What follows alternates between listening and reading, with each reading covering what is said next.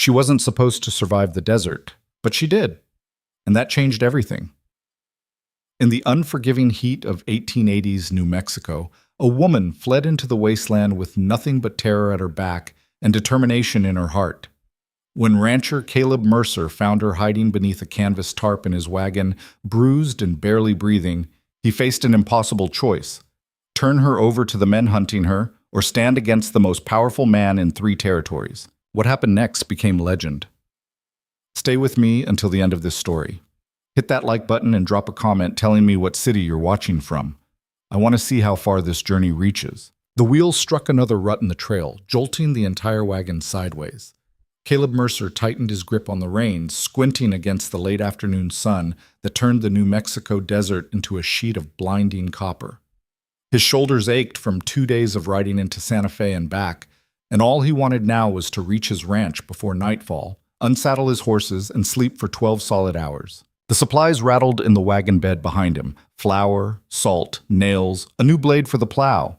Standard run. Nothing unusual, nothing worth remembering. Until he heard it. A sound. Soft, almost inaudible beneath the creaking wheels and the steady clip of hooves on packed earth. A breath. Caleb pulled the reins. The horses slowed, then stopped, flanks steaming in the heat. He sat perfectly still, listening. The wind whispered through scrub brush. A hawk circled overhead, its shadow racing across the cracked ground. There it was again. Not the wind. Not an animal. Someone was breathing in the back of his wagon. Caleb's hand moved instinctively to the rifle wedged beside his seat. His fingers closed around the worn stock as he turned slowly, eyes scanning the jumble of crates and canvas tarps piled behind him. Everything looked exactly as it had when he'd left Santa Fe that morning. "I know you're back there," he said quietly. His voice carried the flat, measured tone of a man who'd learned long ago not to waste words on threats he didn't mean. "You've got 3 seconds to show yourself before I assume you're trouble." Silence. Then, movement. A slight shift beneath the heavy tarp covering his supplies. The canvas rippled like water. Caleb raised the rifle, not quite aiming, but ready.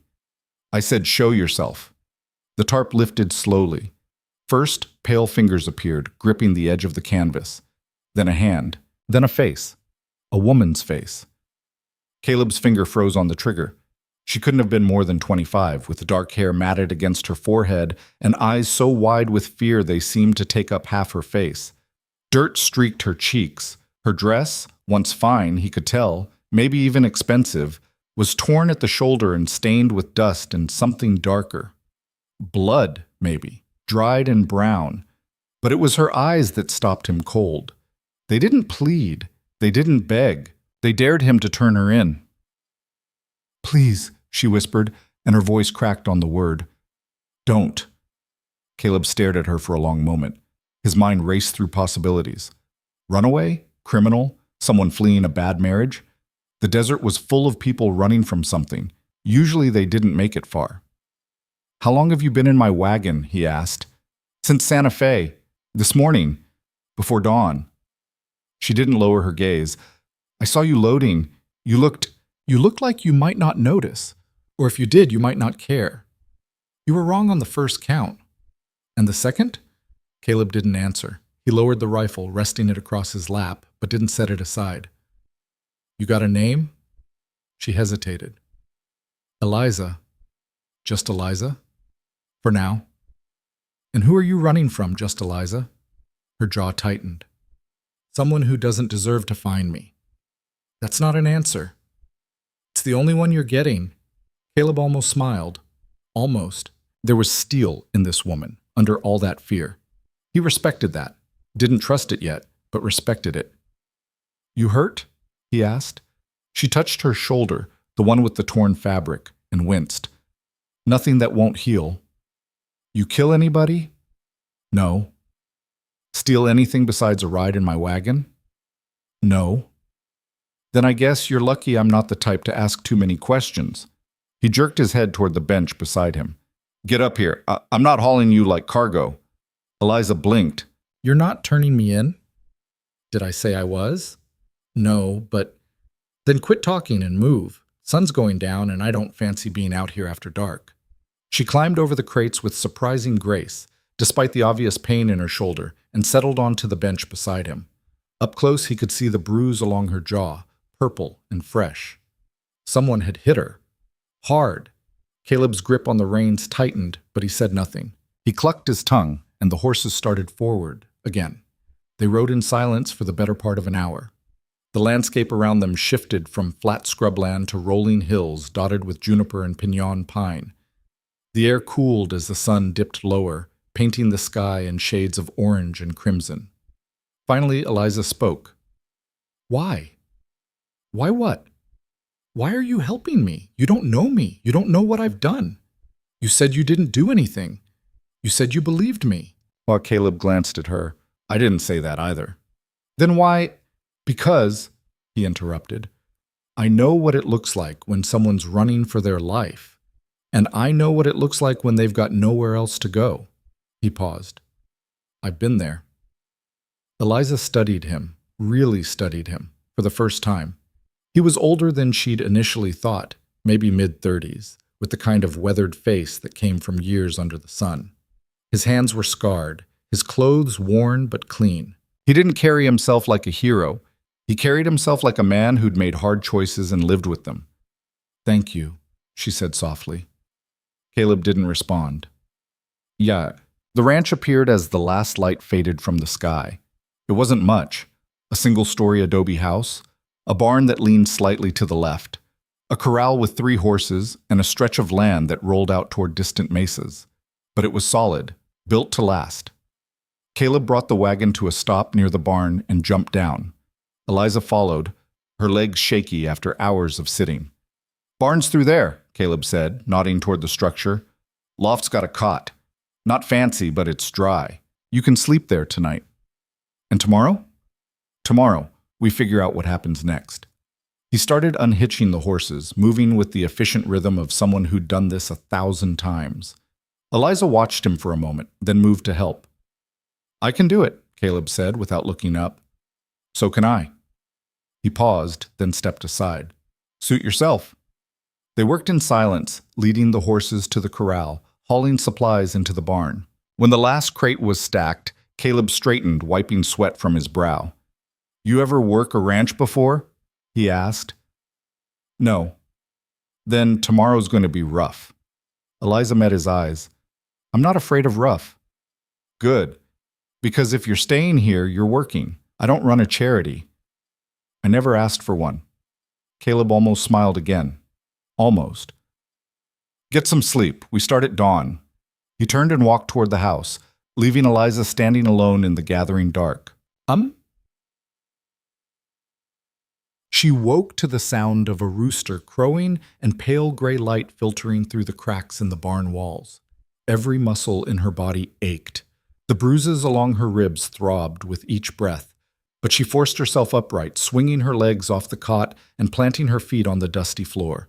Outside, she could hear Caleb moving around, the clang of metal, the low murmur of his voice as he spoke to the horses. She splashed water from a bucket over her face, tied her hair back with a strip of torn fabric, and stepped into the cool morning air. Caleb stood near the corral, a bucket of feed in one hand. He glanced up as she approached, but said nothing. What do you need me to do? Eliza asked. He pointed toward the chicken coop. Gather eggs, then feed the hogs. After that, we'll see. It was backbreaking work, the kind that left her hands blistered and her back screaming by midday. But Eliza didn't complain, didn't slow down. She hauled water, mucked stalls, mended a section of fence that had come loose during the last windstorm. Caleb watched her throughout the day, his expression unreadable. When the sun finally dipped below the horizon, he called her over to the porch of the house. You did good, he said, handing her a tin cup of water. She drank deeply, then wiped her mouth. I told you I'm not afraid of rough. Yeah, you did. He leaned against the porch railing, studying her. You planning to tell me your full name anytime soon? Eliza set the cup down. Hart. Eliza Hart. And the man you're running from? Her expression darkened. My stepfather, Charles Whitmore. The name hit Caleb like a fist. He straightened, his jaw tightening. Whitmore? The railroad man? Yes. Hell, Caleb dragged a hand through his hair. You couldn't have run from a nobody, could you? If you were a nobody, I wouldn't have needed to run. What did he do to you? Eliza's hand drifted unconsciously to her bruised jaw. He tried to control everything, my life, my choices. When I refused to marry the man he picked for me, he locked me in my room, said I'd stay there until I changed my mind. Her voice hardened. So I climbed out the window and ran. And he's going to come looking for you. Yes. With money and lawyers and probably guns. Yes. Caleb let out a slow breath.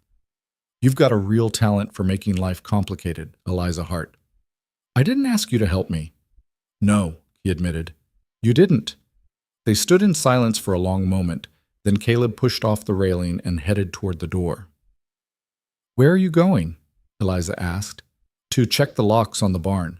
If Whitmore's men come around, I want to know about it before they get too close. And if they do come? Caleb glanced back at her, his eyes hard.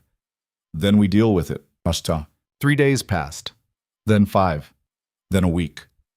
Eliza settled into the rhythm of the ranch, waking before dawn, working until her hands bled, collapsing into the cot each night too exhausted to dream. She learned to milk the cow, to fix a broken gate hinge, to tell when the chickens were about to lay. Caleb remained distant but fair. He taught her what she needed to know, corrected her when she made mistakes, and left her alone when the work was done. They spoke little beyond what was necessary. But on the 8th day, everything changed. Eliza was in the barn, forking hay into the stalls, when she heard the horses outside. 3 of them, by the sound of it. She froze, her heart hammering in her chest. Footsteps. Voices. One deep and authoritative, the other colder, flatter. She crept to the barn door and peered through a gap in the wood. 2 men stood in the yard, facing Caleb. The first was middle-aged, dressed in a fine suit that looked absurdly out of place in the dust and heat. His hair was slicked back, his mustache waxed into sharp points. The second man was taller, leaner, with a holster strapped low on his hip. His hand rested on the butt of his revolver. Eliza's blood turned to ice. She recognized the man in the suit. His name was Harding. He was one of her stepfather's lawyers. We're looking for a young woman, Harding said, his voice smooth and practiced. Eliza Hart. We have reason to believe she passed through this area. Have you seen her? Caleb's expression didn't change. Why are you looking for her? She's a thief, Harding said calmly. Stole a considerable sum of money from her family before fleeing. We've been authorized to bring her back to face justice. That's so. Caleb's tone was flat. It is. Now, I'll ask again. Have you seen her? Caleb crossed his arms. Even if I had, I wouldn't tell you. The man with the gun straightened, his hand tightening on the revolver, but Harding held up a hand, stopping him. Mr. Mercer, Harding said, and Eliza's stomach dropped. He knew Caleb's name. He'd done his research. I understand you may feel protective of a stranger in need, but this woman is a criminal. Helping her makes you complicit in her crimes. I'm sure you don't want that kind of trouble. What I want, Caleb said, his voice dropping to something colder, is for you to get off my land. Harding's smile didn't falter. We'll be back, Mr. Mercer, with the law. And when we do, I hope you'll be more cooperative. He turned and walked back to his horse. The gunman followed, casting one last look at Caleb before mounting up. They rode off, leaving a cloud of dust in their wake. Eliza stepped out of the barn, her face pale. They know I'm here. Caleb didn't look at her. Yeah. They're going to come back. Probably. With the law. With guns. They'll take me by force if they have to. I know. Eliza's hands clenched into fists. I should leave, tonight, before they... No. She blinked. What? Caleb finally turned to face her, and there was something fierce in his eyes. Something unyielding. You're not running again. Not from here. Caleb, you don't understand. My stepfather. He has power. He has money. He'll destroy you if you stand in his way. Then I guess he'll have to try. Eliza stared at him, speechless. I didn't pull you out of that wagon just to throw you back to the wolves, Caleb said. You stay, and we deal with this, together. Why? She whispered. Why would you risk everything for me? Caleb looked away, his jaw tight. Because someone should have done it for me once, and they didn't. The words hung in the air between them, heavy with unspoken history. Before Eliza could respond, Caleb turned and walked toward the house. "Get inside," he called over his shoulder, "and stay out of sight. Next time they come, I want you ready." 3 days later, they returned. This time, there were 5 of them. Harding and his gunmen, plus 2 men in territorial marshal uniforms and another in the dusty black coat of a federal agent. Eliza watched from the upstairs window of Caleb's house, her heart pounding so hard she thought it might break through her ribs. Caleb stood in the yard, arms crossed, face set like stone. "Mr. Mercer," Harding said, dismounting, "we meet again. As I promised, I've brought the law." One of the marshals, a broad-shouldered man with a drooping mustache, stepped forward. "Caleb Mercer?" "That's right. We have a warrant for the arrest of Eliza Hart. We've been informed she's on your property." "And if she is? Then you're interfering with a lawful arrest. That's a crime, Mr. Mercer." Caleb's eyes narrowed. "Show me the warrant." The marshal pulled a folded paper from his coat and held it out.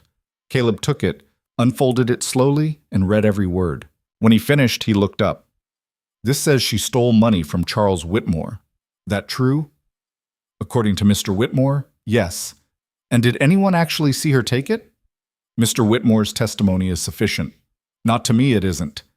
The marshal's expression hardened.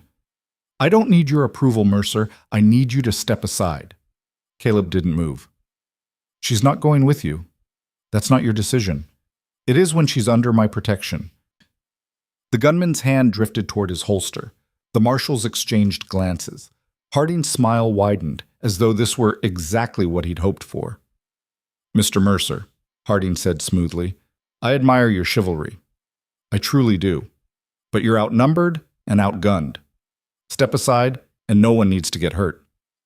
Caleb's hand moved to his own revolver, not drawing, but making it clear he could. "You want her? You'll have to go through me." The tension in the yard was thick enough to cut. Then Eliza stepped out onto the porch. "Stop," she said, her voice steady despite the fear coursing through her veins. "I'll go." Every head turned toward her. "Eliza, no!" Caleb started, but she cut him off. "I won't let you get killed for me." She started down the steps, her hands trembling but her face calm. The marshals moved forward to meet her. And then Caleb did something none of them expected. He stepped in front of her, blocking the marshal's path, and turned to face Eliza. "You trust me?" he asked. She stared at him, confused. "What? Do you trust me?" "Yes, but then marry me." The world seemed to stop. Eliza's mouth opened, but no sound came out. The marshals froze. Even Harding's smug smile faltered. "What?" Eliza finally managed. "Marry me," Caleb repeated, louder this time. "Right here. Right now. If you're my wife, Whitmore loses any legal claim over you. You're not his daughter anymore. You're my family." Eliza's mind reeled. "Caleb, you can't." "I can. And I am." He looked at the marshals. "There a law against that?" The older marshal frowned. "No, but—" "Then we're doing it." Caleb turned back to Eliza. "Say yes." She looked into his eyes and saw something she hadn't expected. Determination. Not pity, not obligation. Choice. He was giving her a choice. "Yes," she whispered, louder. "Yes," she said, her voice ringing out across the yard. "I'll marry you." Caleb nodded once, then turned to the federal agent. "You're a lawman. That makes you authorized to perform a marriage, doesn't it?" The agent blinked. "Well, technically, yes, but—" "Then do it." Harding stepped forward, his composure cracking. "This is absurd. You can't—" "I can," Caleb said flatly. "And I am. Now either perform the ceremony or get the hell off my land." The marshals looked at each other. The federal agent rubbed the back of his neck, clearly uncomfortable. Finally, the agent sighed. "All right. If the lady consents—" "I do," Eliza said immediately. "Then I suppose there's no legal reason to refuse." He pulled a small, worn Bible from his coat pocket and opened it. "Do you, Caleb Mercer, take this woman to be your lawful wife?" "I do." "And do you, Eliza Hart, take this man to be your lawful husband?" "I do." Then by the authority vested in me, I pronounce you man and wife." He closed the book with a snap. "God help you both." Up to Silence fell over the yard. Harding's face had gone white. This doesn't change anything. Mr. Whitmore will do what?" Caleb interrupted. "She's not his daughter anymore. She's my wife. His claim is void. He'll contest it. He'll take this to every court in the territory. Let him try." Harding opened his mouth, then closed it again. He turned sharply and mounted his horse. "This isn't over, Mercer." "Yeah, it is." The lawyer spurred his horse and rode off, the gunmen following. The marshals lingered a moment longer, then tipped their hats and left as well. When the dust settled, Caleb and Eliza stood alone in the yard. Eliza let out a breath she hadn't realized she'd been holding. "Did that really just happen?" "Yeah. We're married." "Yeah." She looked up at him, half laughing, half crying. "You're insane." "Probably." "Why did you do that?" Caleb met her eyes. "Because you deserved a choice, and I wasn't going to let them take that from you." Eliza's vision blurred with tears. Before she could think, before she could stop herself, she threw her arms around him. Caleb stiffened, surprised. Then slowly he wrapped his arms around her and held on. "Thank you," she whispered against his shoulder. "Don't thank me yet," he said quietly. "This fight's not over."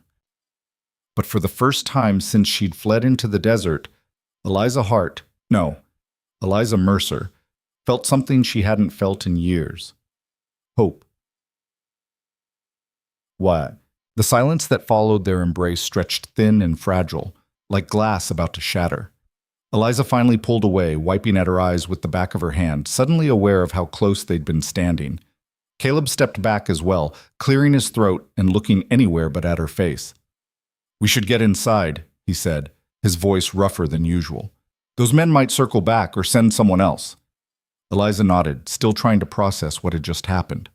Married. She was married to a man she'd known for barely 2 weeks. A man who'd just risked everything, his land, his freedom, possibly his life, to protect her from a threat he didn't fully understand. They walked toward the house in silence, the weight of what they'd done settling over them like desert dust. Inside, the small adobe structure felt different somehow. Before, it had been Caleb's sanctuary, a place she'd been allowed to occupy temporarily. Now it was supposed to be theirs. Caleb moved to the window, peering through the gap in the curtains toward the empty road. "We need to talk about what comes next." "What do you mean?" He turned to face her, his expression serious. Whitmore's lawyer was right about one thing. This isn't over. Your stepfather has money and influence. He can drag this through courts, make our lives hell for years if he wants to. "Then maybe I should—" "If you say you should leave, I'll throw you out myself," Caleb interrupted, a hint of dark humor in his voice. "We made a decision out there. We stick with it." Eliza sat down heavily in one of the rough-hewn chairs by the table. "You don't understand what kind of man Charles Whitmore is. He doesn't lose. Ever. And when someone tries to take something he considers his—" She touched the fading bruise on her jaw. "He makes them pay. Then he's never met someone as stubborn as me. This isn't a joke, Caleb." "Do I look like I'm joking?" He pulled out the other chair and sat across from her. "Look, I'm not blind. I know what we're up against. But running didn't work for you before, and it won't work now. The only way through this is to make sure your marriage to me sticks so tight that even Whitmore's lawyers can't pull it apart." "How do we do that?" Caleb's jaw tightened. "We make it real, not just on paper. We live as husband and wife. You take my name publicly. We make sure everyone in town knows. The more witnesses we have to this marriage, the harder it'll be for Whitmore to claim it's a sham." The logic was sound, but the implications made Eliza's chest tighten. "And what exactly does that mean, living as husband and wife?" "It means we protect each other, build something together. Make this ranch profitable enough that no one can claim I married you for money or you married me to escape justice." He paused. "As for the rest, we'll figure it out as we go. I'm not going to force anything on you, Eliza. You've had enough of that." The gentleness in his voice caught her off guard. She'd expected demands, conditions, the kind of controlling behavior she'd fled from. Instead, she found something that looked almost like respect. Why are you doing this? She asked for what felt like the 100th time. Really doing this? Caleb was quiet for a long moment. When he finally spoke, his voice was low, almost reluctant. I told you I've been where you are. That wasn't the whole truth. He stared down at his scarred hands. 10 years ago, I was engaged. Her name was Catherine. She came from money, same as you. Her father didn't approve of me. Too poor, too rough, not the kind of man he wanted for his daughter. Eliza waited, sensing there was more. He offered me money to leave, a lot of money, enough to buy this land and then some. Caleb's hands clenched into fists. I told him to go to hell, said Catherine and I would marry anyway, with or without his blessing. What happened? He had her committed, told everyone she was hysterical, unstable, locked her up in one of those sanitariums back east where rich families send their inconvenient daughters. His voice went flat. I tried to get her out, hired lawyers, filed petitions, even rode out there myself and tried to break her out. Nothing worked. He had too much power, too many friends in high places. Caleb, she died in that place 2 years later. Pneumonia, they said. But I know the truth. She gave up, stopped fighting. He finally looked up, and the pain in his eyes was raw. I couldn't save her, but I can save you. Eliza felt tears burning her eyes again. I'm not her. I know that, and I'm not your second chance at redemption. I know that too. Caleb's voice softened. But maybe we can be each other's first chance at something different, something better than what we left behind. She studied his face, the weathered lines, the stubborn set of his jaw, the shadows of old grief that still lingered in his eyes. He was offering her something she'd never had before, a partnership built on mutual need rather than ownership. It wasn't love. Not yet. Maybe not ever. But it was honest. All right, she said quietly. We do this. Together. Caleb nodded once, a brief acknowledgement of the pact they'd just sealed. Then we start tomorrow. We ride into town, register the marriage officially, make sure everyone knows. After that, we come back here and work this land until our hands bleed. We build something Whitmore can't tear down. And if he tries anyway, then we fight. Caleb stood, moving back to the window. But first, we need to prepare. If Whitmore's smart, and I'm betting he is, he won't stop at legal challenges. He'll try other ways to get to you. A chill ran down Eliza's spine. What kind of ways? The kind that involve men with guns and no conscience. He turned to look at her. Have you ever shot a rifle? No? Then tomorrow, after we handle the paperwork, I'm teaching you. If someone comes for you when I'm not around, I want you to be able to defend yourself. The practicality of it was almost comforting.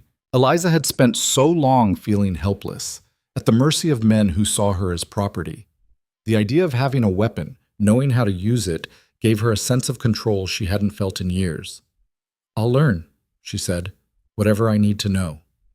Caleb's expression softened slightly. I believe you will. That night, Eliza lay in the small bedroom Caleb had given her, the only bedroom in the house. He'd insisted on taking the cot in the main room, refusing to hear any argument about it. Through the thin walls, she could hear him moving around, checking the locks, loading his rifle. She stared at the rough wooden ceiling and tried to process the last few hours. This morning, she'd been a fugitive. Now she was a wife. The absurdity of it should have been overwhelming, but instead she felt something unexpected: determination. Caleb had given her a weapon against Whitmore more powerful than any gun: legitimacy. A legal identity separate from her stepfather's control. And she wasn't going to waste it. Sleep came slowly, and when it did, her dreams were filled with shadows and the sound of approaching hoofbeats. Morning came too quickly. Caleb was already up, making coffee over the stove when Eliza emerged from the bedroom. He'd shaved, she noticed, and put on his cleanest shirt. For town. Ready? He asked, handing her a tin cup of strong, bitter coffee. As I'll ever be.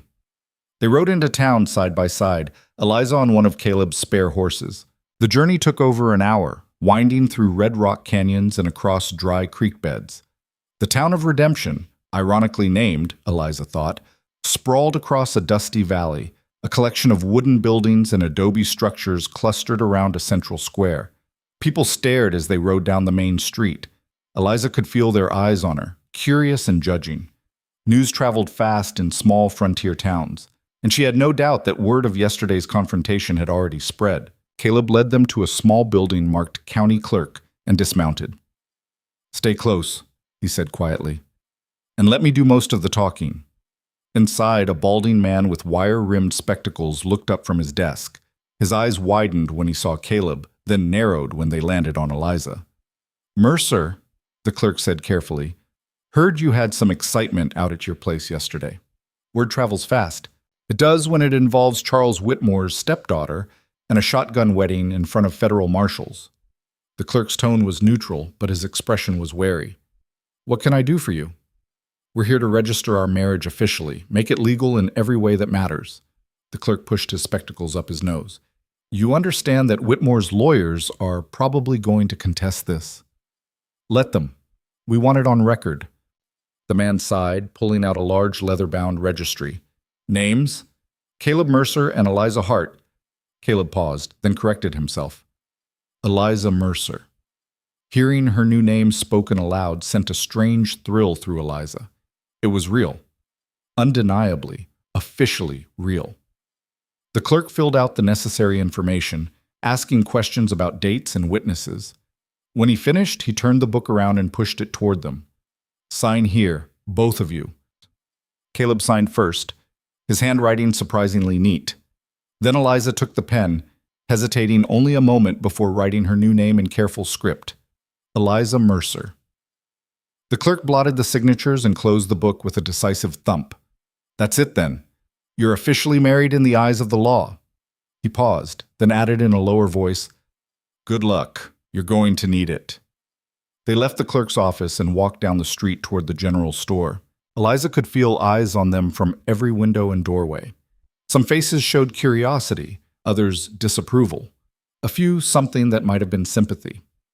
Inside the store, the owner, a stout woman with graying hair and sharp eyes, looked them over with frank assessment.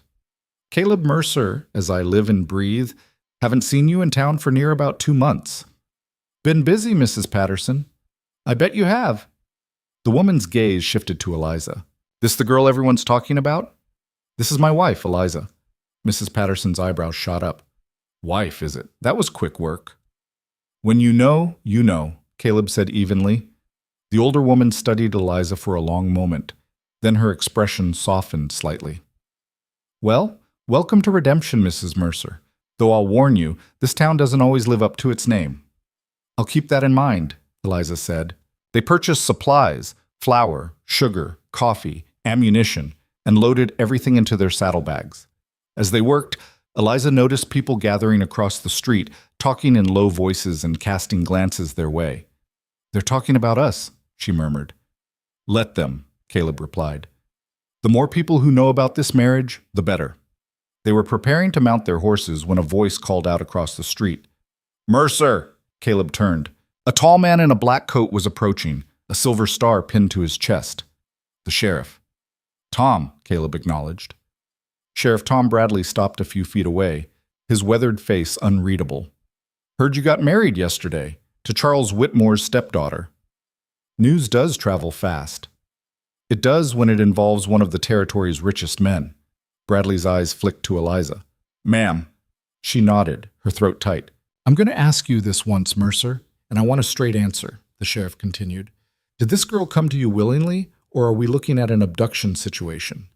Eliza stiffened, but Caleb remained calm. "She came willingly. You can ask her yourself." Bradley turned to Eliza. "That true, ma'am? You came to his ranch of your own accord?" "Yes," Eliza said firmly. "I fled my stepfather's house because he was trying to force me into a marriage I didn't want. Caleb offered me protection. When my stepfather's men came to take me back, Caleb gave me a choice. I chose to marry him." "And the allegations of theft?" "Are lies," Eliza said. "My stepfather is angry that I defied him. The theft charge is his way of trying to drag me back under his control." Bradley studied her face for a long moment. "You understand that if Whitmore presses charges, I'll have to investigate." "I understand, but you won't find any evidence because there isn't any."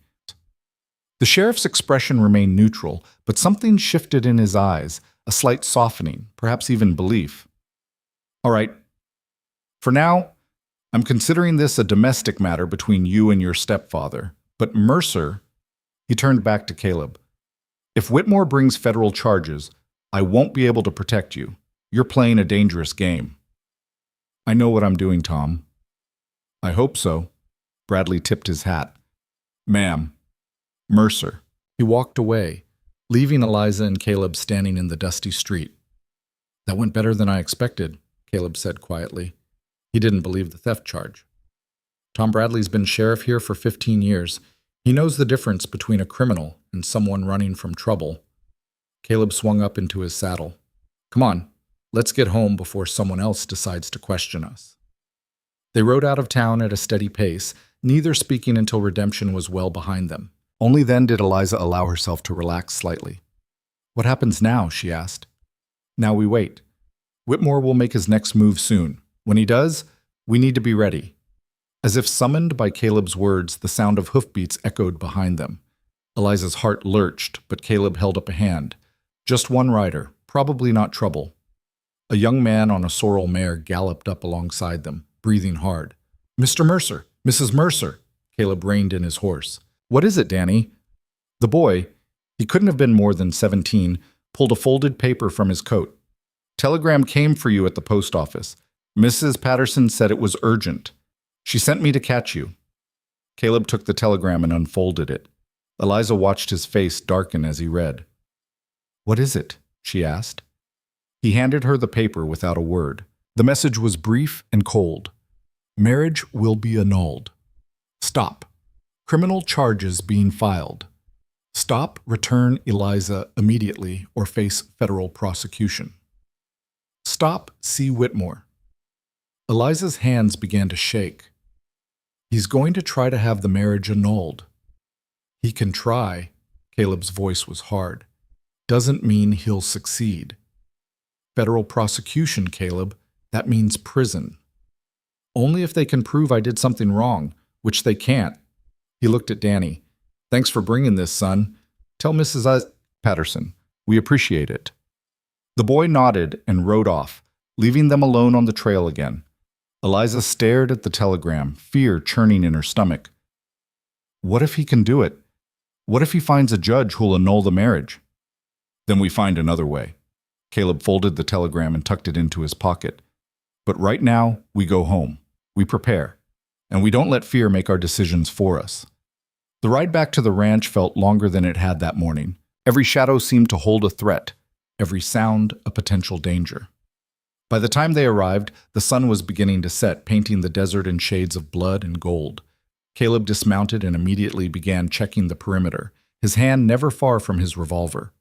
Eliza helped unsaddle the horses, her mind racing with possibilities. Annulment. Federal charges. Prison. The words echoed in her head like a death sentence. Eliza. She looked up to find Caleb watching her, his expression softer than usual. We're going to get through this, he said. I promise you. You can't promise that. Maybe not, but I can promise I won't give up. And I can promise you won't face this alone. He paused. Now come on. I need to teach you how to shoot before it gets too dark. The lesson was practical and methodical. Caleb set up targets, old cans and bottles, on fence posts and showed Eliza how to hold the rifle, how to sight down the barrel, how to breathe and squeeze the trigger rather than pull it. Her first shot went wide, the recoil nearly knocking her backward. Her second hit the dirt 3 feet from the target, but her third shattered a bottle into glittering fragments. Good, Caleb said, and there was genuine approval in his voice. Again. They practiced until the light failed and Eliza's shoulder ached from the rifle's kick. By the end, she was hitting more targets than she missed. You're a natural, Caleb said as they walked back to the house.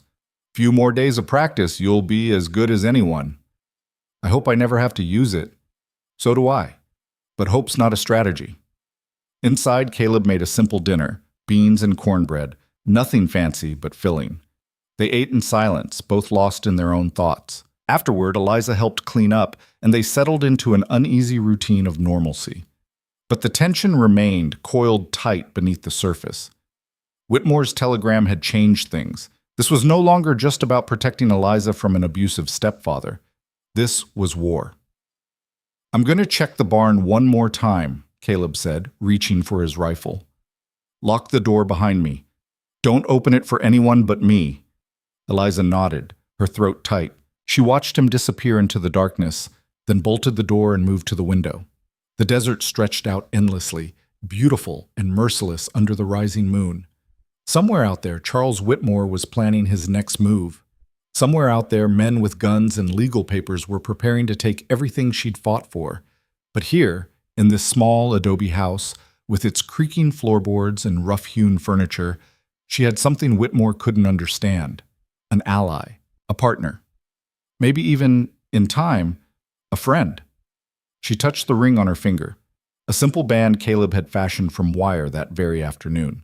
It wasn't gold or silver, wasn't worth anything by most standards. But it was real, and it was hers. When Caleb returned, she was still standing at the window. "Everything's secure," he reported. "No sign of trouble." Yet. Yet, he agreed. He set the rifle by the door and moved to stand beside her. "You should get some sleep. Tomorrow's going to be a long day." "What are we doing tomorrow?" "Fortifying. I'm going to teach you the land, where the best cover is, which trails lead where, how to disappear if you need to. And we're going to set up signals so if one of us is in trouble, the other knows." The practicality of it was both comforting and terrifying. They were preparing for a siege. "Caleb," Eliza said quietly, "if this gets too dangerous, if Whitmore sends more men, or if the law really does come after you, I want you to know that I'll testify. I'll tell them the truth about everything, that you were only protecting me. Won't matter if they don't want to hear it. Then I'll make them hear it." He looked at her, and something shifted in his expression. Surprise, maybe, or respect. "You're tougher than you look, Eliza Mercer. I've had good teachers." She met his eyes. "My mother, before she died. And now you." For a moment, neither of them spoke. The silence stretched between them, charged with something unnameable. Then Caleb cleared his throat and stepped back. "Get some rest. I'll take first watch." "You don't have to—" "Yes, I do." His voice was firm. "I'm not taking chances. Not with your life." Eliza wanted to argue, wanted to insist that she could pull her own weight, but the exhaustion finally caught up with her. She nodded and retreated to the bedroom, closing the door softly behind her. But sleep was slow in coming. Every creak of the house, every whisper of wind against the walls made her heart race. She lay in the darkness, listening to Caleb moving around in the main room, and tried to imagine what the next days would bring. Whitmore wouldn't give up easily. He never had. When she'd refused his chosen suitor, a banker named Thornton who was twice her age and cruel behind his polished manners, Whitmore had escalated from persuasion to threats to outright force. The bruises on her jaw and ribs were proof of that, and now she'd done more than refuse. She'd escaped. She'd married someone else. She'd publicly defied him. Men like Charles Whitmore didn't forgive that kind of humiliation. A sound outside made her sit bolt upright. Footsteps. Or was it just the wind? She slipped out of bed and crept to the window, peering through the gap in the curtains. The yard was empty, bathed in moonlight. Nothing moved except the shadows of clouds drifting across the sky. But the feeling of being watched persisted. A soft knock on her door made her jump. "Eliza?" Caleb's voice, low and cautious. "You awake?" She opened the door. He stood there with his rifle, his face tense. "Thought I heard something," he said. "Probably just an animal, but I want you to stay away from the windows for the rest of the night." "I heard it too." His jaw tightened. "Could be scouts. Whitmore might be planning something for tonight." "What should we do?" "We stay alert, and we don't sleep." He paused.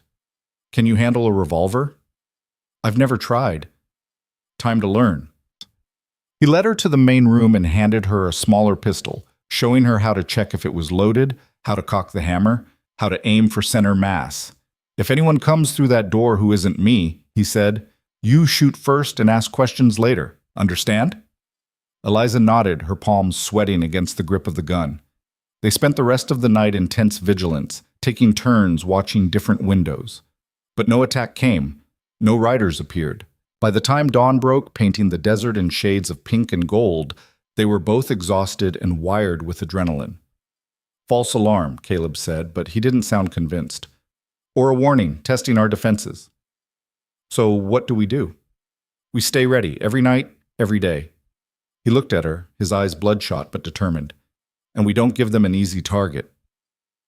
The next 3 days fell into a grueling pattern. During the day, they worked the ranch, tending animals, mending fences, preparing for the coming winter. But every task was performed with weapons close at hand, and every sound was investigated. Caleb taught Eliza the land, just as he'd promised. He showed her the canyon to the north where someone could hide for days if needed.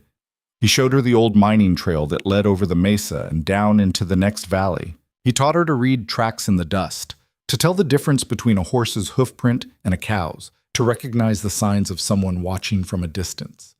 And every evening they practiced shooting until Eliza's aim was steady and sure.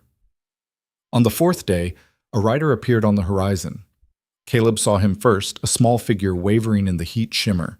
He grabbed his rifle and positioned himself at the window while Eliza took up her post on the opposite side of the house. "One rider," Caleb reported. "Coming slow. Doesn't look aggressive."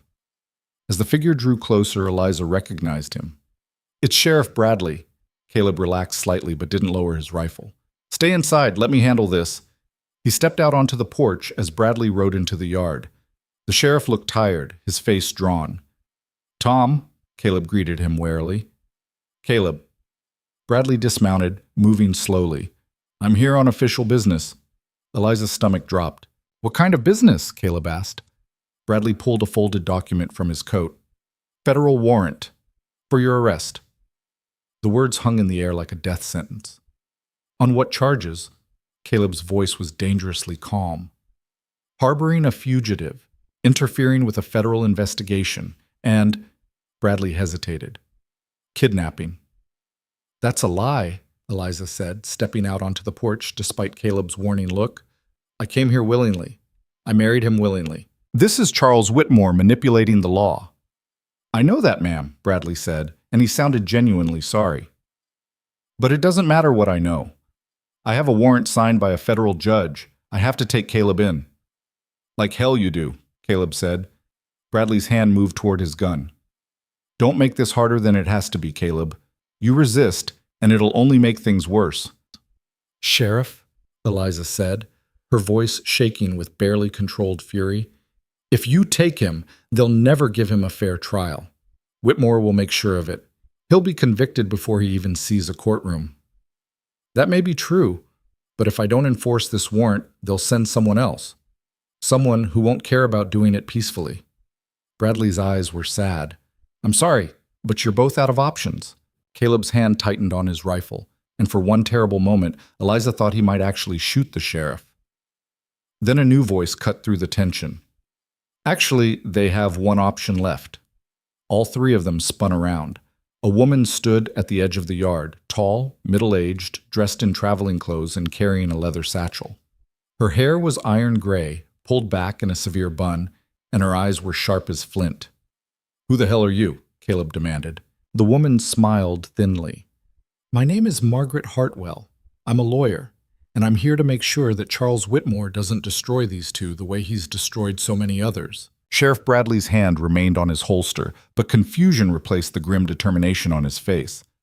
"Ma'am, this is official law enforcement business. I'm going to have to ask you to step back."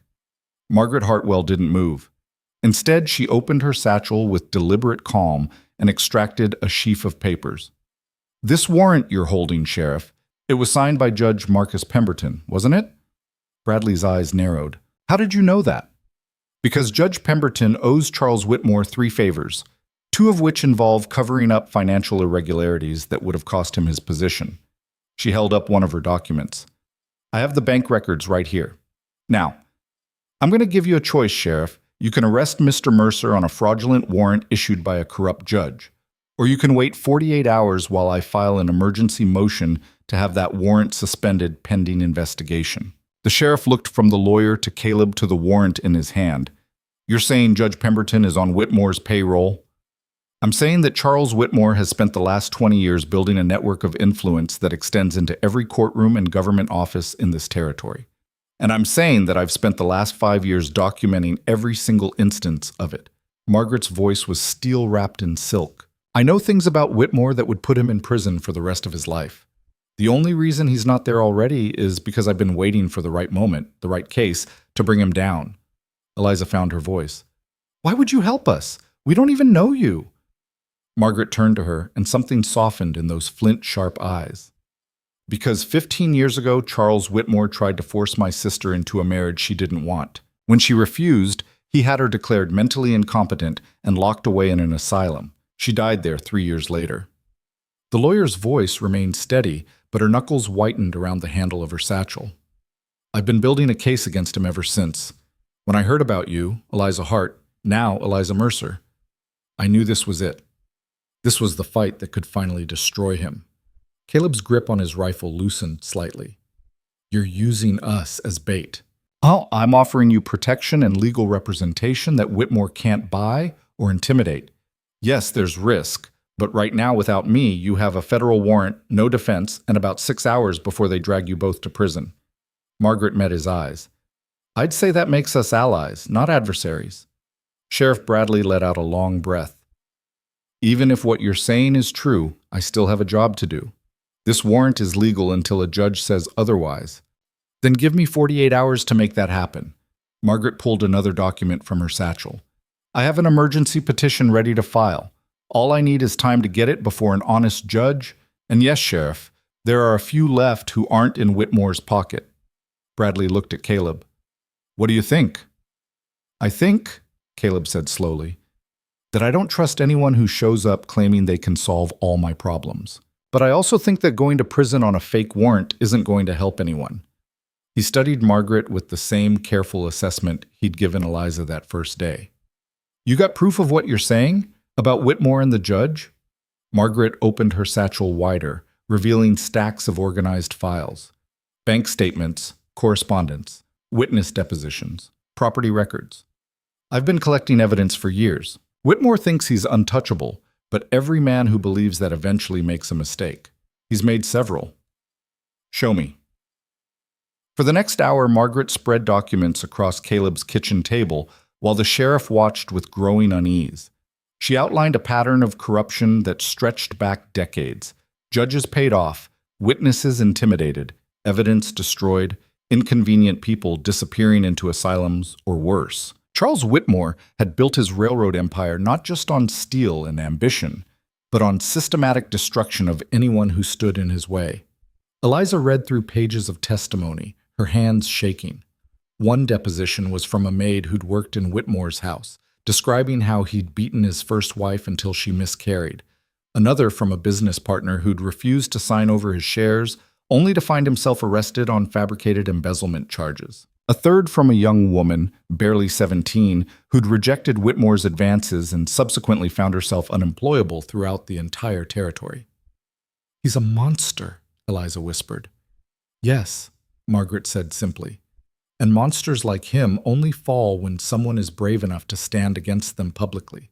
That's what you've done, Eliza. By running, by marrying Caleb, by refusing to go back, you've given me the case I've been waiting for." Sheriff Bradley set down the document he'd been reading, his face pale. "If even half of this is true, Whitmore should hang." "He should," Margaret agreed. "But he won't, because men like him never do. What we can do is strip away his power, expose him, make sure he can't hurt anyone else." She turned to Caleb. "That's why I need you both to stay free. If Whitmore gets Eliza back, she'll disappear. And if you're in prison, Caleb, there's no one to testify about the intimidation, the threats, the violence. Your marriage is the linchpin of this entire case." "So we're witnesses," Caleb said. "You're survivors. There's a difference." Margaret began gathering her papers back into neat stacks.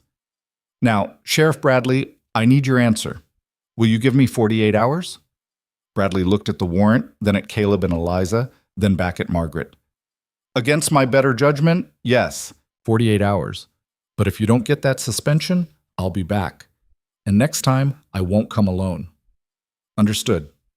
"Thank you, Sheriff." After Bradley left, the tension in the room shifted but didn't dissipate.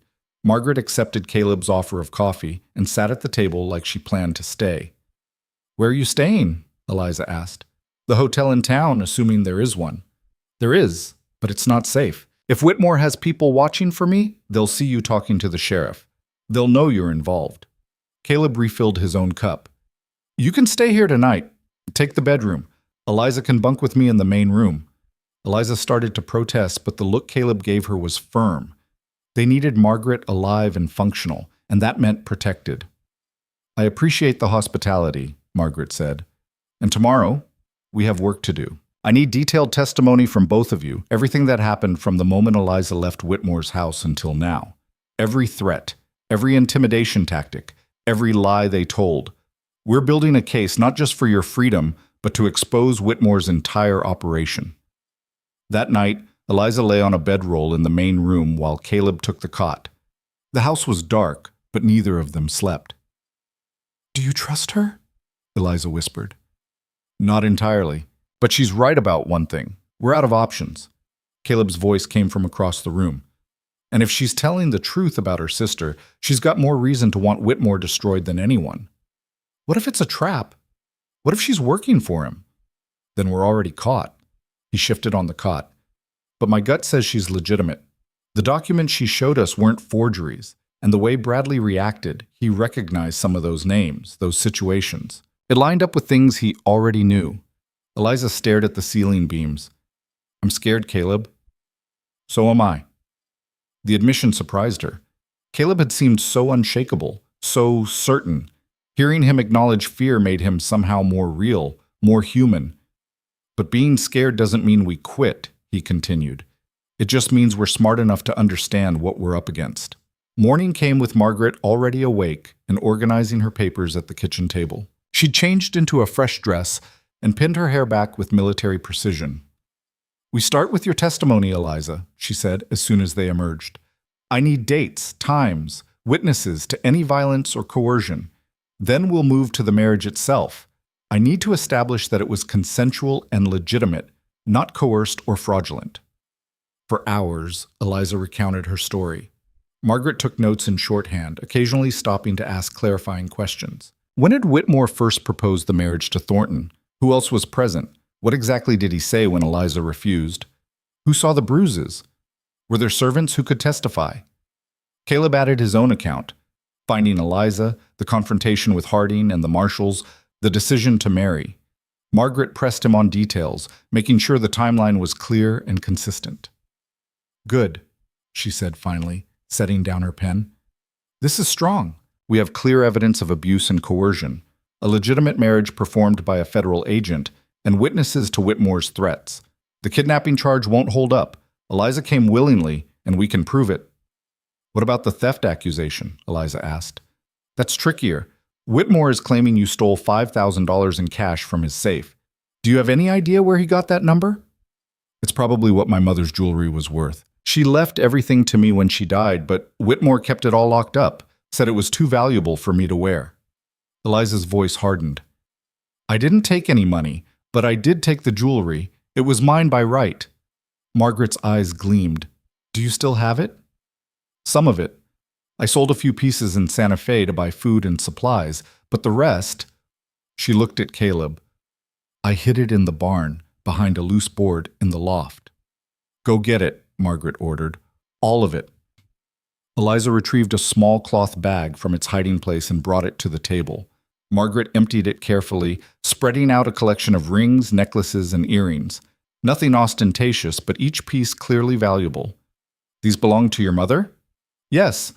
She inherited them from her mother. They've been in her family for 3 generations. Margaret picked up a delicate gold locket, examining it closely. This completely changes things. If you can prove these items were your legal inheritance, then taking them isn't theft. It's claiming your own property. We'll need documentation, but if your mother's will specified that her personal effects should go to you, Whitmore's theft charge collapses. I don't know if there was a will, Eliza said. My mother died when I was 16. Whitmore handled everything. Then we'll find out. I have contacts who can search probate records. Margaret returned the jewelry to the bag. Keep this safe. It's evidence. A knock at the door made all 3 of them freeze. Caleb grabbed his rifle and moved to the window, peering through the gap in the curtains. It's Danny Patterson, Mrs. Patterson's boy. The tension eased slightly. Caleb opened the door, and the young man practically fell inside, breathing hard. "Mr. Mercer, there's trouble in town. Big trouble." "Slow down, son. What happened?" "More of Whitmore's men showed up this morning. 6 of them, all armed. They're asking questions about you and Mrs. Mercer, showing some kind of federal paperwork around. My ma sent me to warn you. She thinks they're planning to ride out here." Margaret stood. "How long ago did they arrive?" "About an hour. But they stopped at the saloon first, and you know how that goes. Could be a while before they sober up enough to ride." "Or they could be gathering their courage for a fight," Caleb said grimly. He turned to Margaret. "You need to leave. Now. If they find you here, it'll compromise your case. I'm not leaving you to face 6 armed men alone.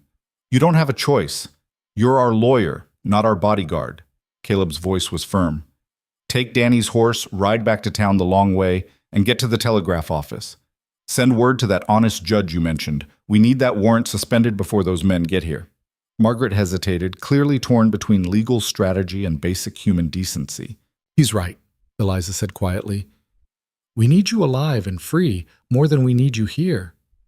If they kill you—" "They won't," Caleb interrupted, "because we're not giving them a reason to. We're law-abiding citizens defending our home. If they want trouble, they'll have to start it." Margaret grabbed her satchel and most of her documents, leaving only the copies she'd prepared for them. 48 hours. I'll have that suspension, I promise you." After she and Danny left, Caleb barred the door and began checking weapons.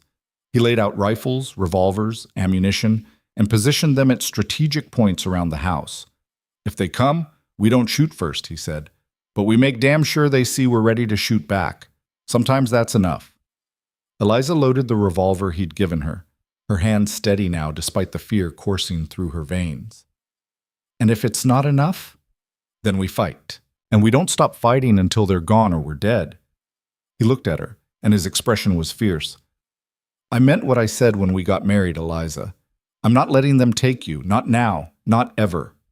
The words should have terrified her, but instead they filled her with something else: resolve. She'd spent her whole life being protected, controlled, managed by men who claimed to know what was best for her.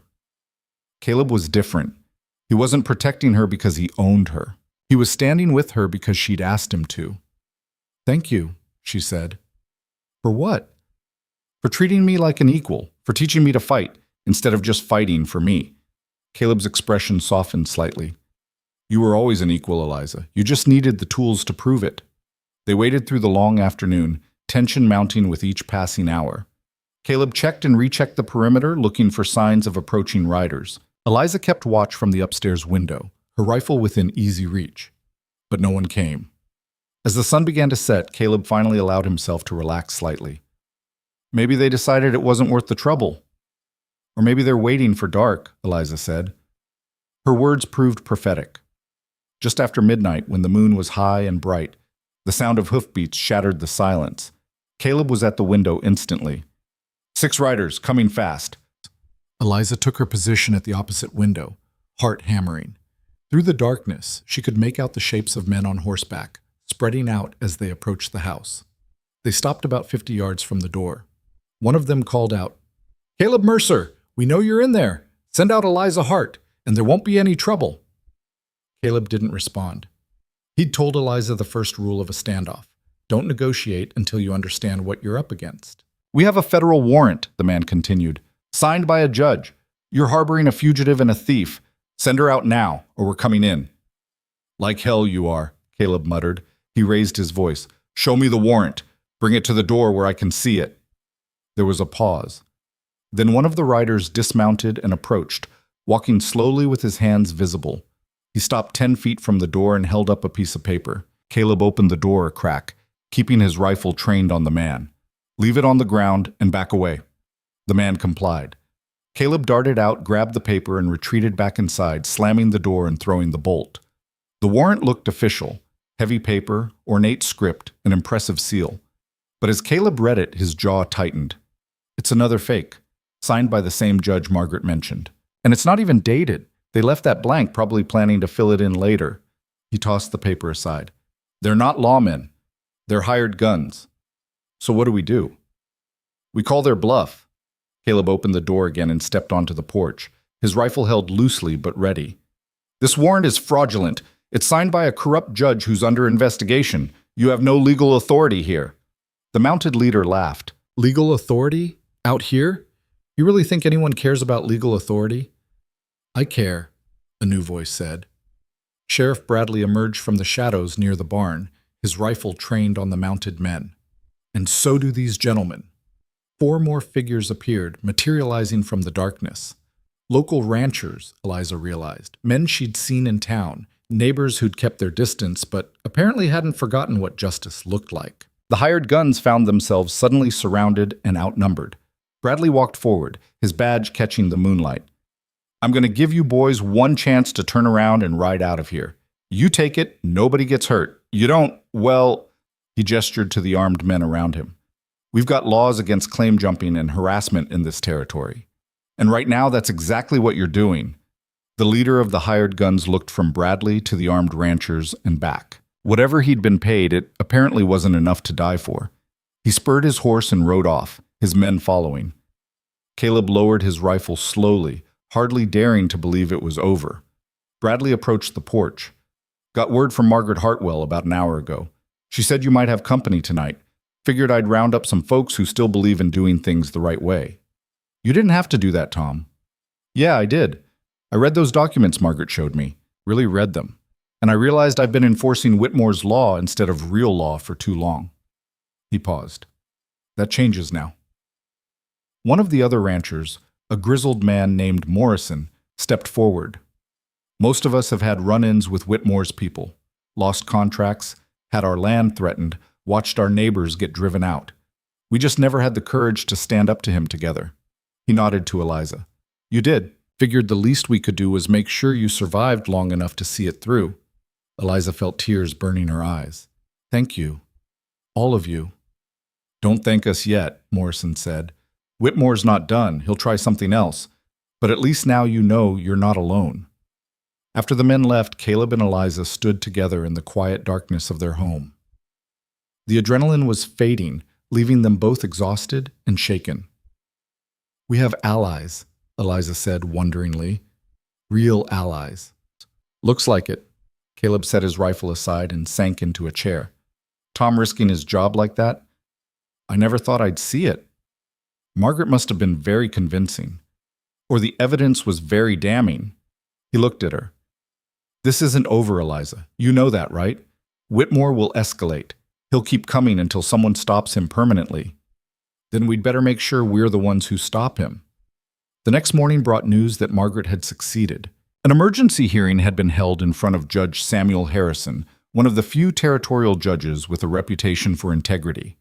After reviewing Margaret's evidence, he'd suspended the arrest warrant pending a full investigation into Judge Pemberton's conduct and Charles Whitmore's influence over the territorial court system. More than that, Judge Harrison had issued his own warrant for Charles Whitmore's arrest on charges of corruption, witness tampering, and abuse of legal process. Margaret returned to the ranch with the news, her eyes blazing with triumph. "He's going to run! Whitmore, I mean. Men like him always do when they realize the walls are closing in. He'll liquidate what assets he can and disappear, probably to Mexico or California." "And if he doesn't run?" Caleb asked. "Then he goes to trial. Either way, his power in this territory is broken." She turned to Eliza. "You did it. You stood up to him, and you won." Eliza shook her head. "We won. All of us. Together." Margaret smiled. The first genuine smile Eliza had seen from the stern lawyer. "Yes, we did." But the victory felt fragile, incomplete. Eliza couldn't shake the feeling that Whitmore wouldn't simply accept defeat. Men who'd spent decades building empires of fear and control didn't walk away quietly. Her instincts proved correct 3 days later. She was in the barn feeding the horses when she heard a sound behind her. Before she could turn, a cloth bag was thrown over her head, and rough hands grabbed her arms. "Got her!" a voice called. "Move!" Eliza fought, kicking and twisting, trying to remember everything Caleb had taught her about self-defense. But there were too many of them, and they were too strong. She felt herself being lifted, carried, thrown over the back of a horse. "Caleb!" she screamed, but the cloth muffled her voice. Hoofbeats, movement, the world spinning and bouncing as the horse galloped. Then distantly, she heard gunfire, shouting. The horse beneath her stumbled, nearly throwing her. More shots. The men carrying her cursed and spurred their horses faster, but the shots kept coming, closer now. One of her captors cried out and fell from his saddle. The horse she was on reared, and she tumbled to the ground, the impact knocking the breath from her lungs. Hands grabbed her again, but these were different, gentler. The cloth bag was pulled from her head, and she found herself staring into Caleb's face. "I've got you," he said, and his voice was shaking. "I've got you." Around them, Sheriff Bradley and 2 deputies were restraining the remaining kidnappers. One man lay motionless on the ground, blood pooling beneath him. Another was wounded, clutching his shoulder and moaning. "Are you hurt?" Caleb asked, running his hands over her arms, checking for injuries. "No, scared but not hurt."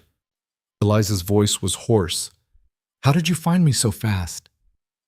"I saw them from the house, grabbed my horse and my rifle, and came after you. Tom and his men were already on their way here. Margaret had warned us Whitmore might try something desperate." He helped her to her feet, and she saw his hands were shaking too. "When I saw them throw that bag over your head, He didn't finish the sentence. He didn't need to. Sheriff Bradley approached, his face grim. "One of them's still alive, already singing like a canary. Says Whitmore paid them $5,000 to grab Eliza and bring her to him personally. He's holed up in a hotel in Santa Fe making arrangements to flee the territory." "Then let's go get him," Caleb said. "We will. But you 2 are staying here. This is law business now." Bradley's tone was firm. "You've done enough. Let us finish it." But Eliza shook her head. "No, I'm coming.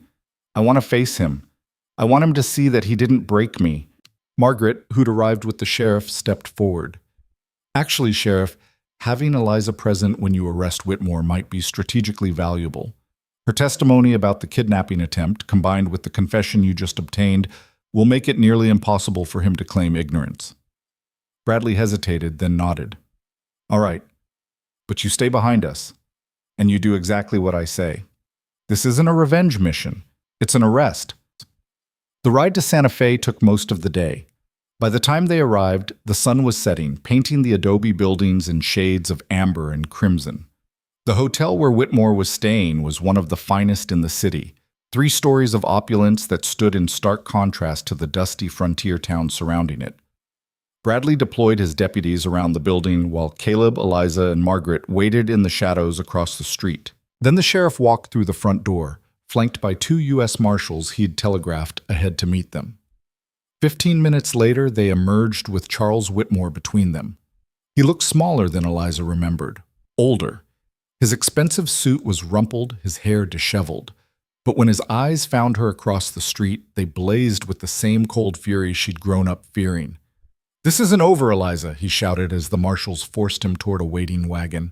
"You think you've won? You've won nothing. I'll destroy you. I'll destroy everyone who helped you." But his threat sounded hollow now, desperate. The marshals shoved him into the wagon and locked the door. Margaret walked over to where Eliza stood. "That's the sound of a man who's lost everything. Remember it. It's the sound of justice." Eliza watched the wagon roll away, carrying her stepfather toward a fate he'd inflicted on countless others. She felt Caleb's hand slip into hers, solid and warm. "It's really over," she whispered. "The legal fight, maybe," Caleb said, "but we've still got a life to build." She turned to look at him, this man who'd risked everything for a stranger, who'd stood beside her when the whole world seemed arrayed against them. "Then let's start building." The journey back to the ranch felt different from any ride Eliza had taken before. The desert stretched out around them in the gathering darkness. But for the first time since she'd fled into its harsh embrace, it didn't feel threatening. The stars emerged one by one overhead, and the cool night air carried the scent of sage and juniper. Caleb rode beside her in companionable silence, and somewhere behind them, Margaret followed in a rented buggy, humming quietly to herself. Freedom, Eliza realized, wasn't just the absence of chains. It was this. The open road, the choice of direction, the knowledge that tomorrow belonged to her. When they finally reached the ranch well after midnight, all 3 of them were bone-tired. Margaret accepted the offer of the bedroom again without argument, and Caleb made up the bedrolls in the main room, as he had before. But this time, as Eliza settled onto the floor, the arrangement felt less like necessity and more like habit. "Caleb," she said into the darkness. "Yeah." "What happens now? I mean, really happens. Whitmore's arrested, but there's still a trial. There's still—" She paused, searching for the right words. "There's still us, this marriage. We never talked about what comes after." She heard him shift on the cot. "No, we didn't. So I'm asking, what do you want this to be?" The silence stretched long enough that Eliza wondered if he'd fallen asleep. Then his voice came, careful and measured. "I want it to be real, not just legal, not just strategic, real." Another pause. "But only if that's what you want too. I won't trap you in a different kind of cage, Eliza. If you want to stay married in name only, live separate lives under the same roof, I'll respect that. And if you want an annulment once the dust settles, once you're safe and Whitmore's locked up for good, I'll respect that too." Eliza's throat tightened. "And if I said I wanted to try? To see if this could become something more than survival? Then I'd say we've got a decent foundation already. We've been through hell together, stood back to back against the worst kind of evil. That's more than most married couples can claim." She heard the smile in his voice. "Plus, you're a damn good shot now. That's attractive in a wife." She laughed, surprised by the sound. "You're not what I expected, Caleb Mercer." "What did you expect?" "I don't know. Someone harder, maybe. More closed off. You saved me, but you also let me save myself. That's rare." "So are you, Eliza Mercer. So are you." Sleep came easier that night than it had in weeks. Morning brought Margaret to the kitchen table with fresh coffee and a stack of legal documents. "I need to return to Santa Fe to prepare for Whitmore's trial. The prosecution is building their case, and they'll need both of you to testify when the time comes. But that won't be for several months at least." "Months?" Eliza set down her cup. "Why so long?" "Because Whitmore still has lawyers, and good ones. They'll file every motion, every appeal, every delay tactic in the book. This won't be quick." Margaret's expression was serious. "Which means you two need to use this time wisely. Build your life here. Make this ranch prosperous. Show the world and the court that your marriage is legitimate and thriving. The stronger your position, the weaker Whitmore's case becomes." Caleb leaned against the doorframe. "We were planning to do that anyway." "Good. But there's something else." Margaret pulled out another document. "I did some digging into your mother's estate, Eliza. It turns out she did leave a will, and it was very specific. All her personal property, including the jewelry, was bequeathed to you absolutely. Whitmore had no legal right to keep it from you." Eliza's hands trembled as she took the paper.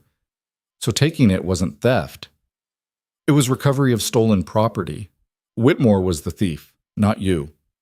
Margaret smiled grimly. "I've already filed a motion to have those charges dismissed. The judge will sign it within the week." Relief flooded through Eliza so powerfully she had to sit down. "It's really over, all of it. The legal battle is over. Now comes the harder part. Living." Margaret stood, gathering her papers. "I'll send word when the trial date is set. Until then, take care of each other. And Caleb," she fixed him with a stern look, "take care of her. Not as property, but as a partner." "Yes, ma'am," Caleb said, and there was no irony in his voice. After Margaret left, the ranch settled into a new rhythm. The first week after Whitmore's arrest, Eliza and Caleb moved carefully around each other, still figuring out the boundaries of their changed relationship. But slowly, almost imperceptibly, those boundaries began to blur. Caleb taught her to rope cattle and mend harness leather. She taught him to read, something he'd never properly learned as a child. In the evenings, they sat on the porch and shared stories, his of growing up rough in mining camps, hers of life in her mother's house before Whitmore entered it. "She was beautiful," Eliza said one night, watching the sunset paint the desert gold. "Not just in looks, but in spirit. She laughed all the time, made everything feel like an adventure." Her voice caught. "Whitmore destroyed that. Slowly, methodically, until there was nothing left of the woman she'd been." Caleb's hand found hers.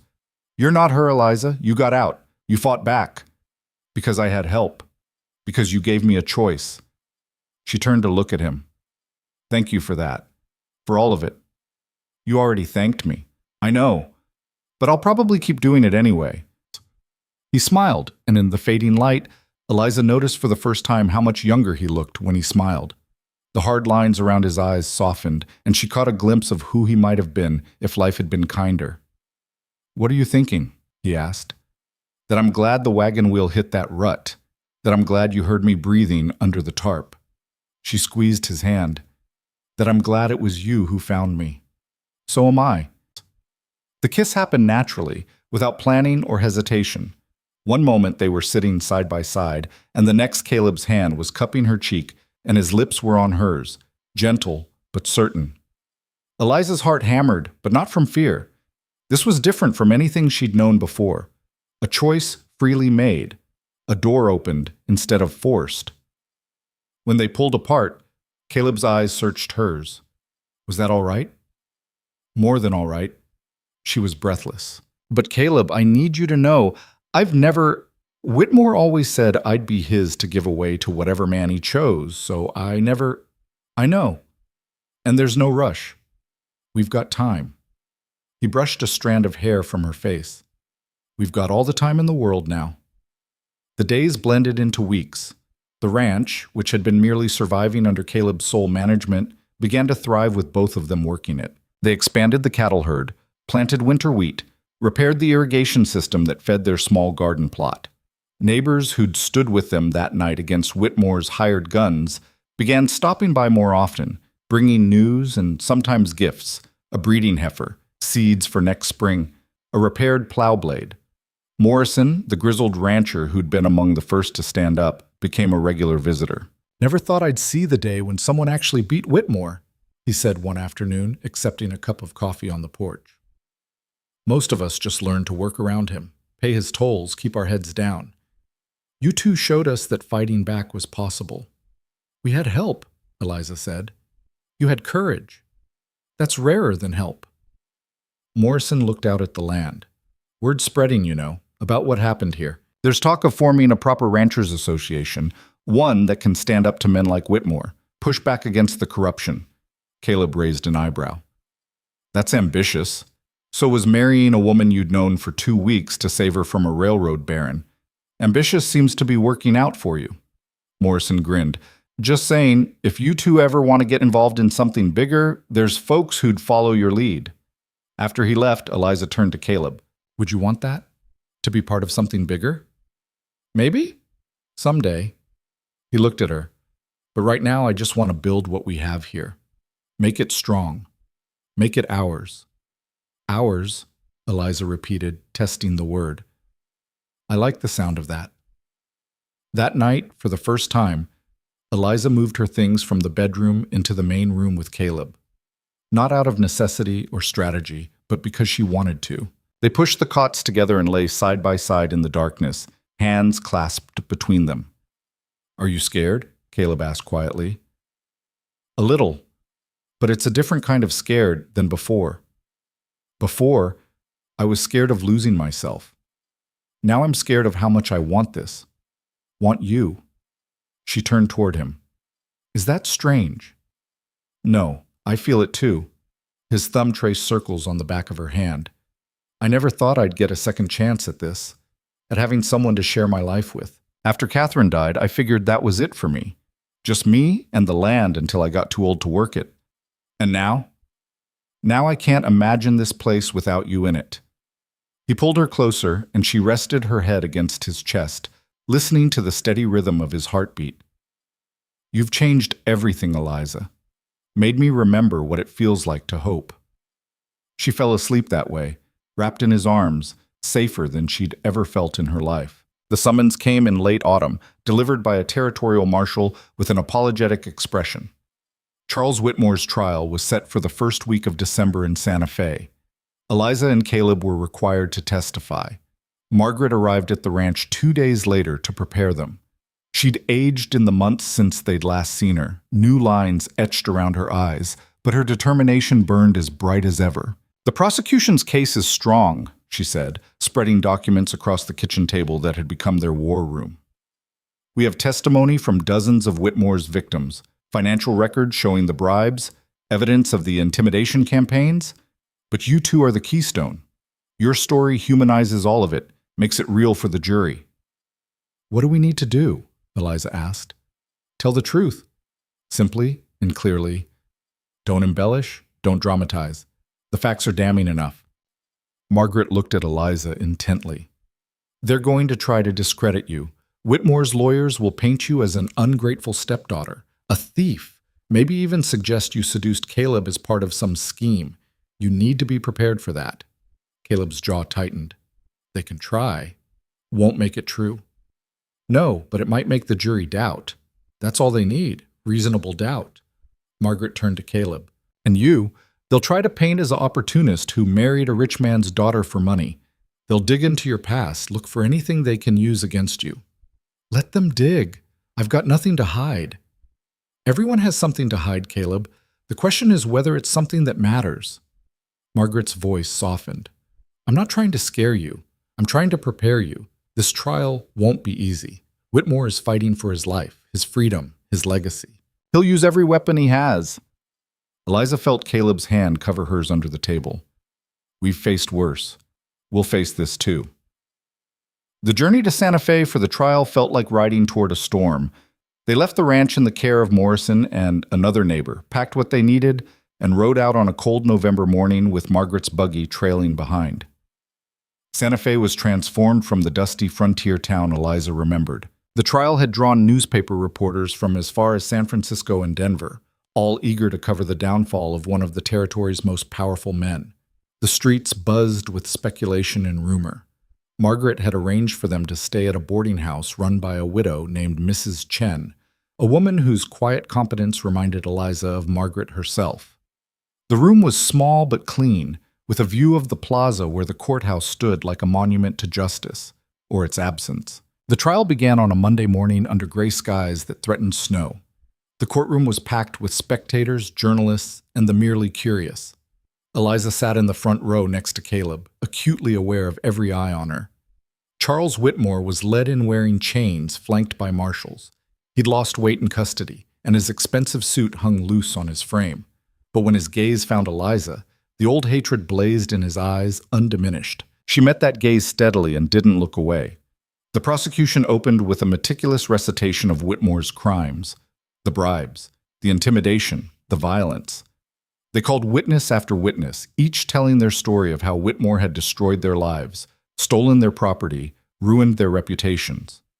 Eliza listened to them all, recognizing patterns she'd seen in her own experience.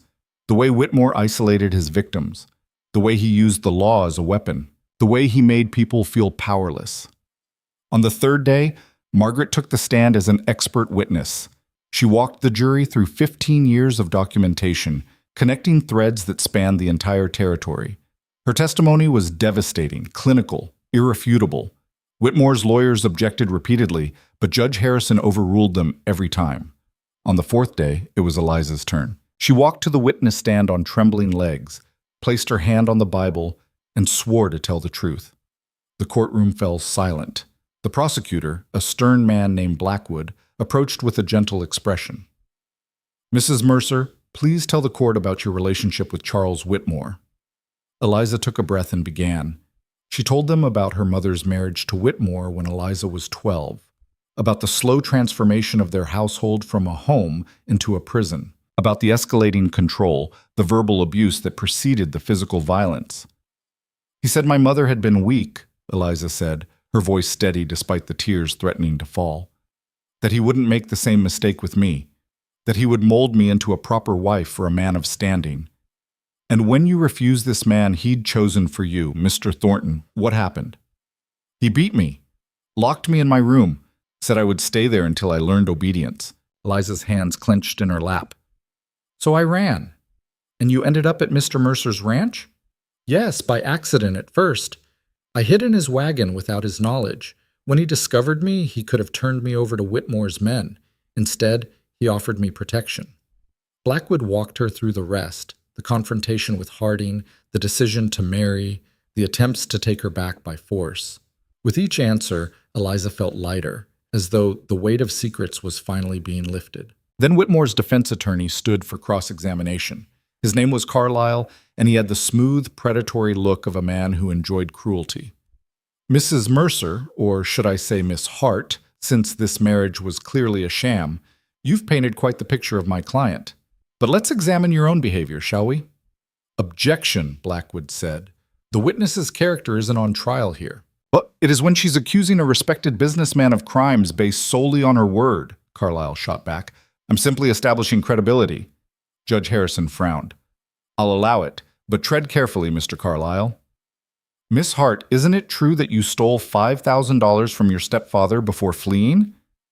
No, I took jewelry that belonged to my mother, which she left to me in her will. A will that conveniently surfaced only after charges were filed? A will that was properly filed and recorded, as Mrs. Hartwell's research proved. Carlyle's smile was cold. And this marriage to Mr. Mercer, wasn't that simply a calculated move to escape justice? You found a desperate man willing to provide you with legal protection in exchange for… what? The promise of your stepfather's money once he died? Eliza felt anger flare hot in her chest. I married Caleb Mercer because he gave me a choice when no one else would. Because he stood between me and men who wanted to drag me back to a life I didn't choose. There was no calculation, no scheme, just two people trying to survive. How convenient. And you expect this court to believe that a successful rancher would risk everything for a woman he'd known for less than 2 weeks out of pure altruism? I expect this court to believe the truth, which is that my stepfather tried to control every aspect of my life. And when I refused to submit, he used his money and influence to try to destroy me and anyone who helped me. Carlyle opened his mouth to continue, but Judge Harrison cut him off. That's enough, counselor. Move on or sit down. The lawyer sat down, but the damage was done. Eliza could see doubt in some of the jurors' faces. When Caleb took the stand later that afternoon, Carlyle was even more aggressive. He painted Caleb as a failing rancher who'd seen an opportunity in a vulnerable young woman and seized it. He questioned Caleb's finances, his background, his motives. But Caleb didn't waver. I married Eliza because she needed protection and I could provide it. That's the beginning and end of it. If that makes me an opportunist in your eyes, so be it. But it doesn't make Whitmore any less guilty of the crimes he committed against her and dozens of others. Isn't it true, Mr. Mercer, that you once tried to break a woman out of an asylum? The courtroom went silent. Eliza's heart stopped. Caleb's face went pale, but his voice remained steady. Yes, the woman I was engaged to marry. Her father had her committed against her will because she refused to break our engagement. I tried to free her. I failed. He paused. She died there 2 years later. So you have a history of interfering in family matters that don't concern you? I have a history of standing up for people who can't stand up for themselves. If that's a crime, then I'm guilty. Caleb's eyes were hard. But Charles Whitmore is the one on trial here, not me. And no amount of attacking my character changes what he did. The trial lasted 2 weeks. Witnesses came and went. Documents were entered into evidence. Arguments were made and countered. Through it all, Eliza and Caleb sat side by side, facing down the man who'd tried to destroy them both. On the final day, the jury retired to deliberate. Margaret found Eliza and Caleb in the hallway outside the courtroom. Whatever happens, she said quietly, you both did everything right. You told the truth. That's all anyone can ask. And if the jury doesn't believe us, Eliza asked, then we appeal. We keep fighting. We don't stop until justice is done. Margaret's expression was fierce. But I don't think it'll come to that. The prosecution's case was too strong, the evidence too overwhelming. Whitmore is finished. The jury deliberated for 3 days.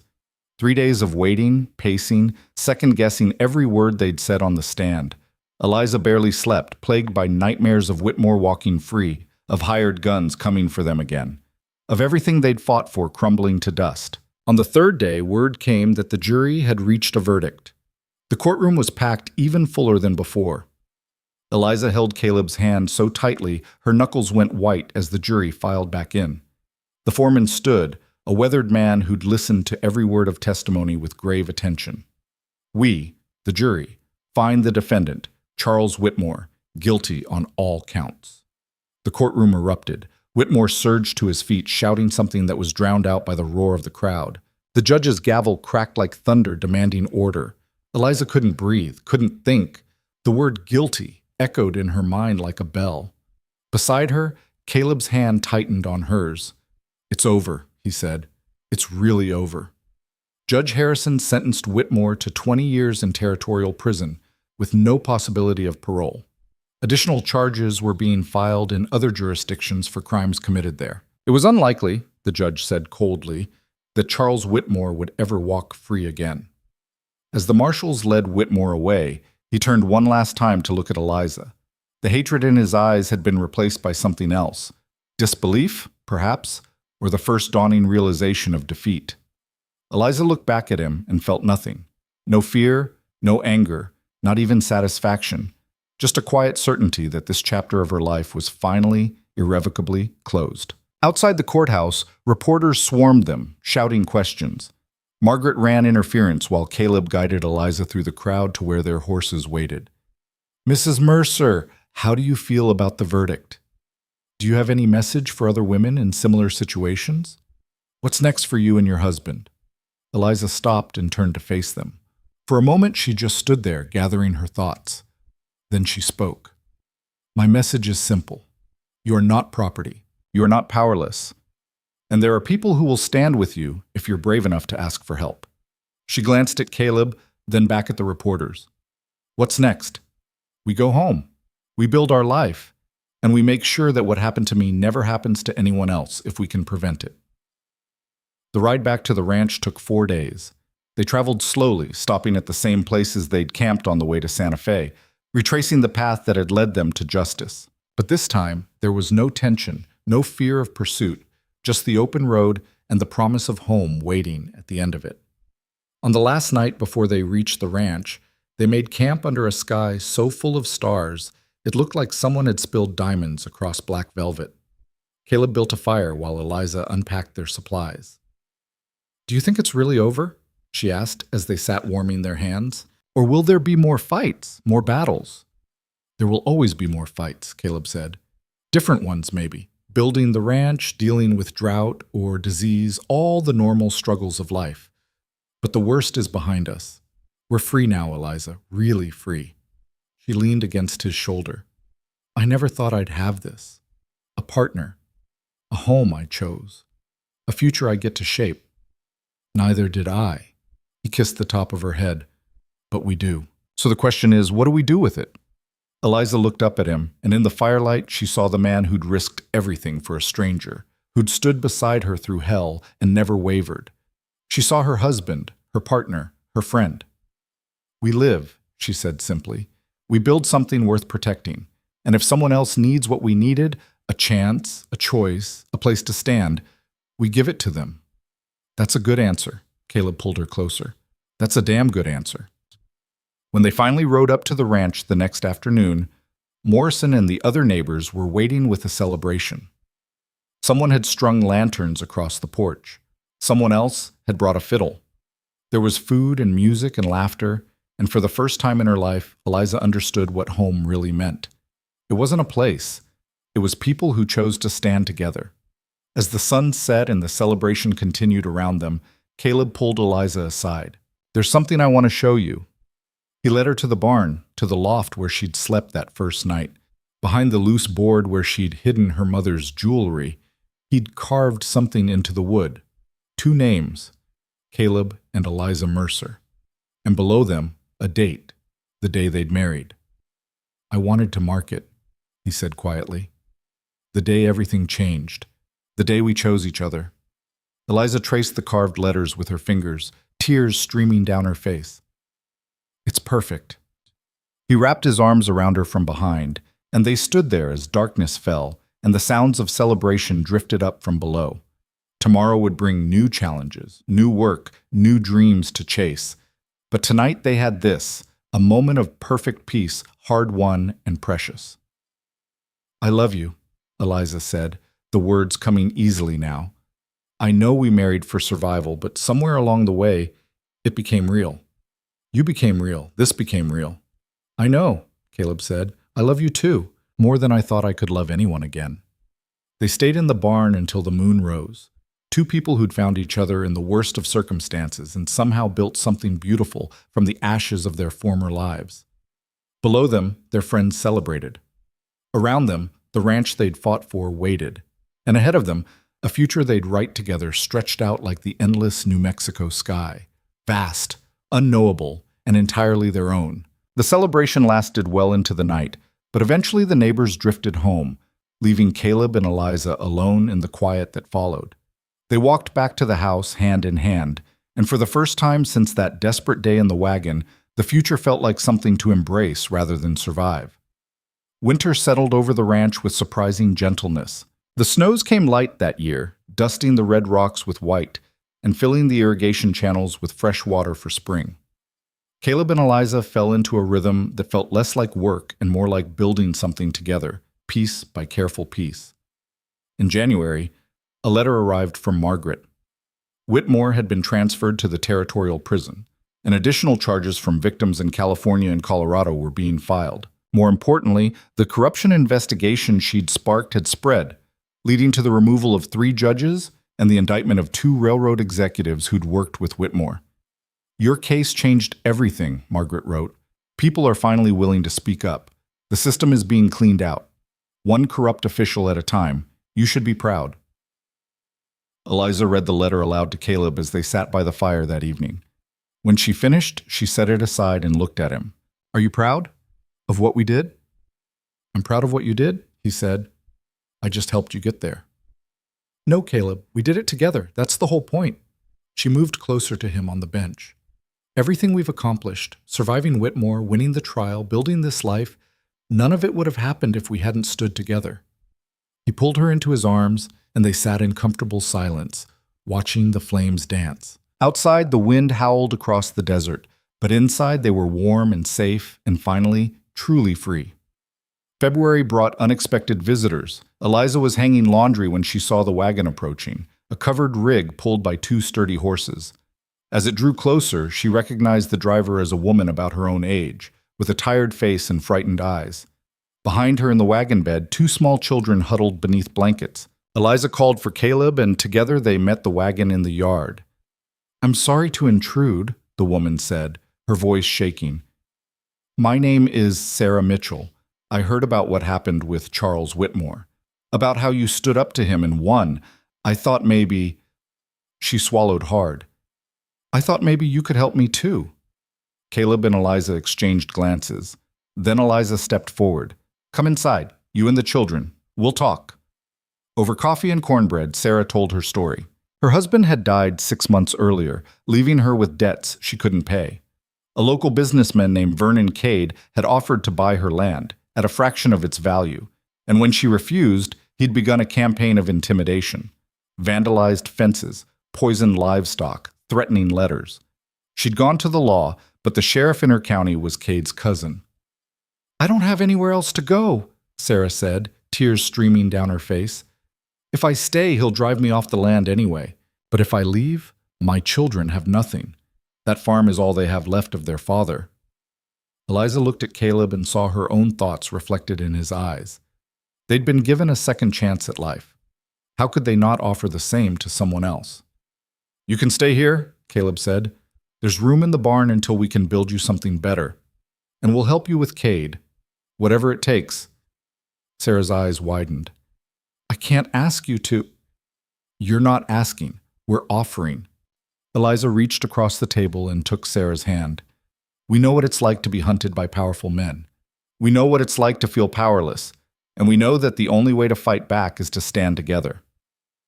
Within days, they'd converted part of the barn into living quarters for Sarah and her children. Caleb rode to Sarah's farm with Morrison and several other neighbors to assess the damage and repair what they could. Meanwhile, Eliza began teaching Sarah the same skills Caleb had taught her: how to shoot, how to defend herself, how to recognize danger before it arrived. Word of Sarah's presence at the Mercer Ranch reached Vernon Cade within a week. He sent 2 men with a message. Sarah Mitchell was to return to her property immediately to sign the sale papers, or he would take legal action. Caleb met the men at the property line. "Tell Cade that Mrs. Mitchell is under my protection. If he wants to take legal action, he's welcome to try, but he should know that we have lawyers who specialize in dealing with men who use the law as a weapon." The men rode off, and Caleb returned to find Margaret's latest letter waiting. He'd written to her about Sarah's situation, and her response was swift and decisive. She would take the case pro bono, and she had connections to journalists who'd be very interested in another story of frontier intimidation and corruption. Vernon Cade, it turned out, didn't have Charles Whitmore's resources or connections. When faced with the prospect of public exposure and legal scrutiny, he backed down. Within a month, he'd withdrawn his claim and left the territory entirely. Sarah stayed at the ranch through spring, helping with the planting and the cattle while her children played in the yard and slowly forgot what it felt like to be afraid. In May, she announced that she was ready to return to her farm. "But I want you to know," she said to Eliza the night before she left, "that what you've done here, creating a place where people can come when they have nowhere else to go, that matters. That changes lives." After Sarah departed, Eliza couldn't shake the woman's words. She discussed it with Caleb that evening as they sat on the porch watching the sunset. "What if we made it official?" she said. "What if we turned part of the ranch into a real refuge? A place where women like Sarah, like me, could come when they're running from abuse or coercion or violence?" Caleb considered this. "It would be dangerous. Every person we helped would bring their troubles with them." "I know, but we've already faced the worst and survived. And we have resources now, Margaret's legal expertise, the support of the neighbors, our own experience." Eliza turned to look at him. "We could make a real difference, Caleb. We could save people the way we were saved." He was quiet for a long moment. Then he nodded. "All right, let's do it." That summer, they began transforming the ranch. They built a second bunkhouse with private rooms for families. They established relationships with lawyers like Margaret who were willing to take cases for reduced fees or no fee at all. They created a network of safe houses throughout the territory where people could stay while fleeing dangerous situations. Word spread quickly. By autumn, they'd helped 5 more women and their children escape abusive situations. By winter, that number had grown to 12. Each person who came brought their own story of survival and resilience, and each one left stronger than they'd arrived. The ranch became known throughout New Mexico as the Mercer Haven, though Eliza and Caleb never called it that themselves. To them, it was just home, a home they shared with anyone who needed it. Not everyone approved. There were whispers in town about the strange operation the Mercers were running. Some called it unnatural for a couple to take in strangers without compensation. Others suggested darker motives. But Sheriff Bradley, now a firm ally, made it clear that the Mercers were under his protection, and anyone who tried to cause trouble would answer to him. In the spring of their 3rd year together, Eliza discovered she was pregnant. The news filled her with joy and terror in equal measure. She'd seen what childbirth could do to women on the frontier, seen the graves of mothers and infants that dotted every cemetery. But when she told Caleb, his face lit up with a happiness she'd never seen before. "We're going to be parents," he said, wonder in his voice. "We're going to have a family." "We already have a family," Eliza said, gesturing to the bunkhouse where 3 women and 5 children currently resided. "We're just expanding it." The pregnancy was difficult. Eliza suffered from morning sickness that lasted all day, and the summer heat made everything worse. But the women at the ranch rallied around her, sharing their own experiences and wisdom, helping with the work she could no longer do. Margaret visited in August, ostensibly to check on a legal case, but really to see how Eliza was managing. She found her friend sitting in the shade, mending harnesses while directing the day's activities with calm authority. "You've built something remarkable here," Margaret said, settling into a chair beside her. "When I first came to help you, I thought I was just saving 2 people. I didn't realize I was helping create a movement." "It's not a movement," Eliza protested. "It's just people helping people." "That's what movements are, Eliza. Ordinary people choosing to do extraordinary things." Margaret smiled. "There are 3 other ranches now doing what you're doing, offering refuge to people fleeing abuse. They were inspired by your example. The territorial legislature is even considering a law that would make it easier for women to leave violent marriages and retain custody of their children. Change is happening because you refuse to accept the way things were." Eliza felt tears prick her eyes, though whether from Margaret's words or pregnancy hormones, she couldn't say. "I just wanted to survive, to have a choice about my own life. And in claiming that right for yourself, you've helped dozens of others claim it too. That's legacy, Eliza. That's how the world changes, one brave choice at a time." The baby came in October, during a thunderstorm that shook the house and turned the desert briefly green. The labor was long and difficult, But Eliza had 3 experienced midwives helping her, women who'd stayed at the ranch and become part of its permanent community. When Caleb finally held his daughter for the first time, wrapped in a soft blanket that Sarah Mitchell had sewn, he wept openly. "What should we name her?" Eliza asked, exhausted but radiant. Caleb looked down at the tiny face, the perfect fingers, the shock of dark hair. "Catherine," he said quietly, "after the woman I couldn't save, so her name lives on in someone who'll never have to fight for her freedom the way her mother did." Eliza reached up and touched his face. "Catherine Mercer. It's perfect." Life with an infant brought new challenges and new joys. The ranch operated around Catherine's needs, and everyone pitched in to help. The women who'd once needed refuge now helped provide it for others, creating a cycle of support and healing. One evening, when Catherine was 6 months old, Eliza stood on the porch watching the activity in the yard. In the corral, 2 of the resident women were learning to ride horses, laughing as they tried to stay mounted. Near the garden, Morrison was teaching a group of children how to identify edible plants. In the bunkhouse, someone was playing a fiddle while others sang along. Caleb came up behind her, slipping his arms around her waist. "What are you thinking about?" "About that day in the wagon, when you found me hiding under the tarp." She leaned back against him. "I was so scared. I thought my life was over. I thought I'd run out of choices. And now? Now I realize that was the day my life actually began. The day I stopped being someone's possession and became my own person." She turned in his arms to face him. "You gave me that, Caleb. You gave me myself back." "No," he said gently. "I just gave you the space to remember who you already were. You did the rest." They stood together as the sun set, painting the desert in shades of gold and crimson. Catherine gurgled happily in the house behind them, and the sounds of their extended family filled the air with warmth and life. The following spring brought a letter that would change everything one final time. It was from the territorial governor requesting that Caleb and Eliza come to Santa Fe for a special ceremony. Margaret had been appointed to the territorial Supreme Court, the first woman to hold such a position, and she wanted them there when she was sworn in. They made the journey with Catherine, now walking and babbling, and arrived to find the capital transformed. The corruption that had once defined territorial politics was being systematically rooted out. New laws protecting women's rights and children's welfare were being proposed. The change Margaret had predicted was happening.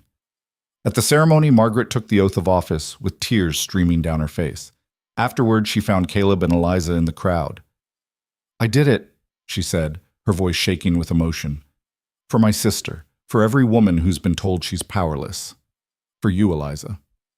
"For all of us," Eliza corrected. "You didn't do this alone any more than I did. We all lifted each other up." That night, at a reception in Margaret's honor, Eliza found herself approached by a young woman who introduced herself as a journalist from San Francisco. "Mrs. Mercer, I've been following your story since the Whitmore trial. I'd like to write about the Haven, about what you're doing there and how it's changing the territory. Would you be willing to speak with me?" Eliza hesitated. Part of her wanted to refuse, to keep their work private and protected. But then she thought about all the women who still didn't know they had options, who still believed they had to accept abuse and control as their lot in life. "Yes," she said, "I'll talk to you. But not about me. About all of us. About what's possible when people choose to stand together." The article appeared 3 months later in one of the most widely read newspapers in the West. It told the story of the Mercer Haven and the network of support it had spawned. It detailed the legal reforms Margaret was championing and the broader movement toward women's rights in the territory. Within weeks, Eliza began receiving letters from across the country, women asking for advice, men wanting to know how to start similar refuges, lawyers offering their services, donations arriving to support the work. The ranch could no longer handle everyone who needed help, so Caleb and Eliza began working with others to establish additional safe houses throughout New Mexico and neighboring territories. Each one operated on the same principles: protection, choice, and the fundamental belief that no one should be considered property. 5 years after that first desperate flight into the desert, Eliza stood in the yard of the ranch and marveled at what they'd built. The original house had been expanded. The bunkhouse now had 2 stories and could accommodate 15 families. A school had been established where children could learn to read and write. A legal clinic met twice monthly, staffed by lawyers trained by Margaret. Morrison approached with his usual gruff affection. Got another family coming in tomorrow. Woman and her 3 sons, fleeing a mining camp where the company owns everything, including the workers' lives. You got room? We'll make room, Eliza said. We always do. You know, when you and Caleb first started this, I thought you were crazy. Thought you'd burn out or run out of money or get yourselves killed. Morrison shook his head. Never been happier to be wrong about something. That evening, Caleb found Eliza sitting by the stream that ran through their property, Catherine playing in the shallows under her watchful eye. He sat beside her, comfortable in the silence they'd learned to share. You ever think about that day? Eliza asked finally. The day you found me in your wagon? Every day, Caleb admitted.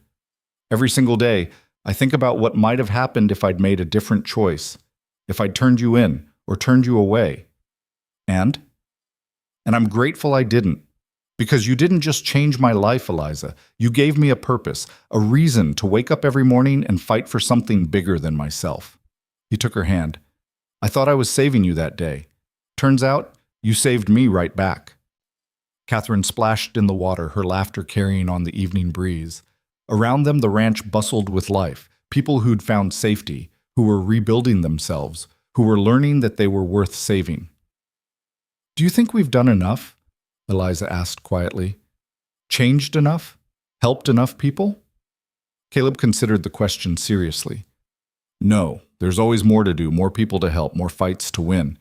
But I think we've proven that change is possible. That one person's courage can start a ripple that becomes a wave.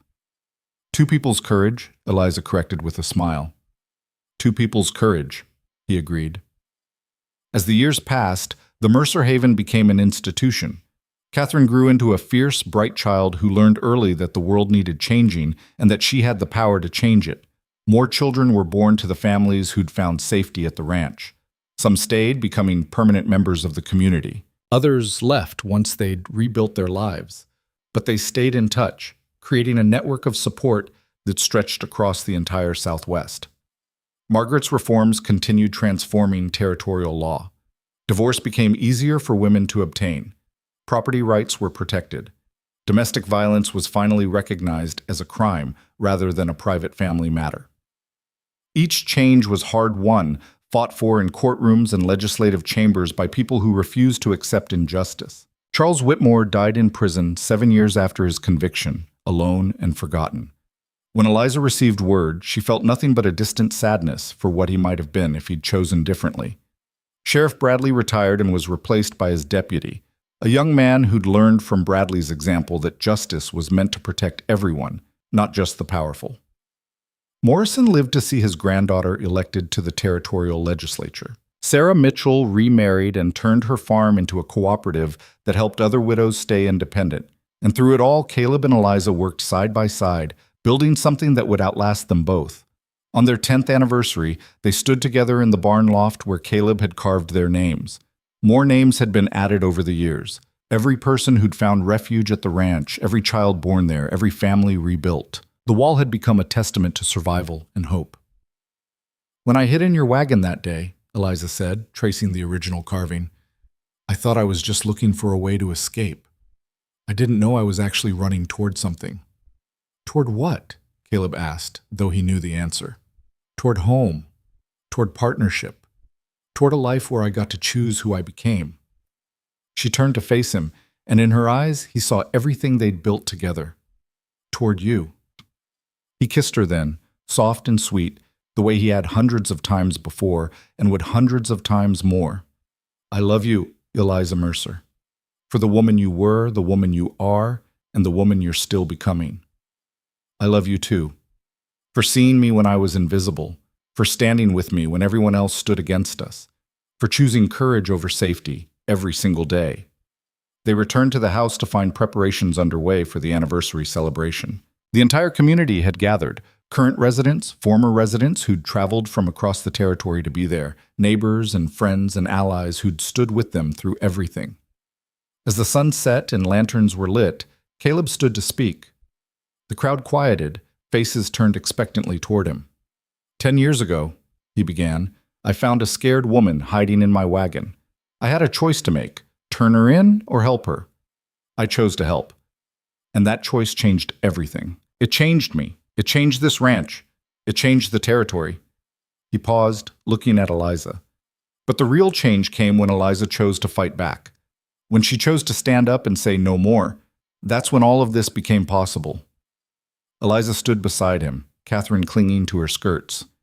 We've learned a lot in 10 years. We've learned that courage is contagious, that standing together makes us all stronger, that the system can be changed when enough people demand it. She looked around at the gathered faces. But most importantly, we've learned that every person deserves the right to choose their own path, to live free from fear and control, and that sometimes the most radical thing you can do is simply refuse to accept the world as it is. Morrison raised his glass. To the Mercers, to the Haven, to everyone here who chose freedom.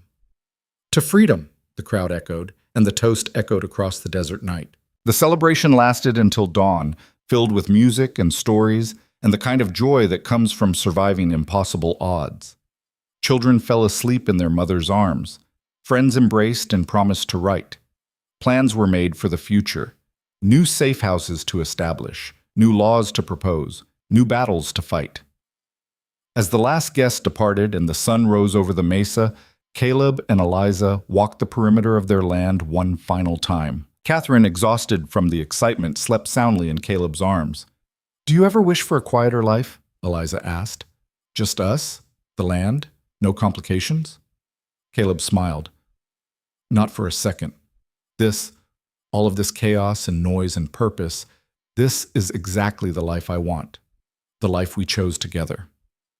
They reached the highest point on their property, where they could see for miles in every direction. The ranch spread below them, a testament to what two desperate people had built from nothing but courage and conviction. In the distance, smoke rose from the chimneys of neighboring ranches, some of which now operated their own versions of the Haven. Beyond that, the territorial capital where Margaret was reshaping the legal system. And beyond that, a future neither of them could fully imagine, but both were committed to creating. "What do you think happens next?" Eliza asked. "More the same, I imagine. More people who need help. More fights worth fighting. More changes worth making." Caleb shifted Catherine in his arms, tucking her blanket more securely around her. "But whatever comes, we face it together. That's the only certainty we need." Eliza leaned against his shoulder, watching as the sun climbed higher and the desert awakened with the promise of a new day. Somewhere out there, she knew, another woman was making the choice to run, to fight, to refuse the life she'd been told was inevitable. And when that woman needed help, when she needed a place to stand and rebuild herself, the Mercer Haven would be waiting. Because that was their legacy. Not just survival, but the fierce, unbreakable promise that no one would face their darkest moment alone. That courage could be shared and hope could be rebuilt. That the world could change, one brave choice at a time. Catherine stirred in Caleb's arms, opening her eyes to the morning light. "Home?" she asked sleepily. "Yes, sweetheart," Eliza said, kissing her daughter's forehead. "We're home." And they were. Not just in the physical place they'd built and defended and transformed, but in the life they'd created together, a life defined not by the fear they'd escaped, but by the future they'd chosen to build. A life where freedom wasn't just a dream but a daily practice, where justice wasn't just an ideal but a fight worth waging, where love wasn't just a feeling but an act of defiance against everything that said people like them couldn't survive, couldn't thrive, couldn't change the world. But they had survived. They had thrived. And in their own small but significant way, they had changed the world. As they walked back toward the house, the desert wind at their backs, and the sun warm on their faces, Eliza thought about that terrified girl hiding under a tarp in a stranger's wagon. She thought about how impossible the future had seemed then, how certain she'd been that she was out of choices, out of hope, out of time. She'd been wrong about all of it. The wagon wheel hitting that rut, the sound of her breathing betraying her presence, Caleb's decision to help instead of harm, those weren't endings. They were beginnings. The first steps on a journey that had led her here, to this life, to this family, to this purpose. And somewhere out there in the vast New Mexico desert, another wagon was rolling. Another woman was hiding. Another choice was being made that would ripple out and change everything. The story would continue, told and retold, transformed but never truly ending. Because that was the thing about courage. It was contagious, eternal, unstoppable. One person's brave choice inspired another's, and another's, and another's, until the world itself bent toward justice. That evening, as Caleb lit the lanterns and Eliza put Catherine to bed, they paused in the doorway of their home and looked back at everything they'd built. The ranch hummed with quiet activity, residents preparing for tomorrow, children doing evening chores, someone practicing guitar in the bunkhouse. "We did it," Caleb said quietly. "Against all odds, we actually did it." "No," Eliza corrected, taking his hand. "We're doing it. Every day we choose this life again, and that's what makes it real." They closed the door against the desert night and stepped into the warmth of their home, ready for whatever tomorrow would bring.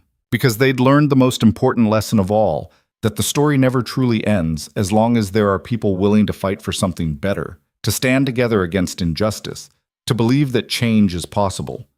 And in a harsh frontier where survival had once seemed like the highest achievement, Caleb and Eliza Mercer had proven that people could do more than merely survive. They could transform their pain into purpose, their fear into courage, their individual struggles into collective strength. They could build something that would outlast them both, not just a ranch or a refuge, but a legacy of resistance and hope that would echo through generations. That was their story. Not a fairy tale with a simple ending, but a complex, messy, beautiful testament to the power of choice and the resilience of the human spirit. And it was enough. More than enough. It was everything.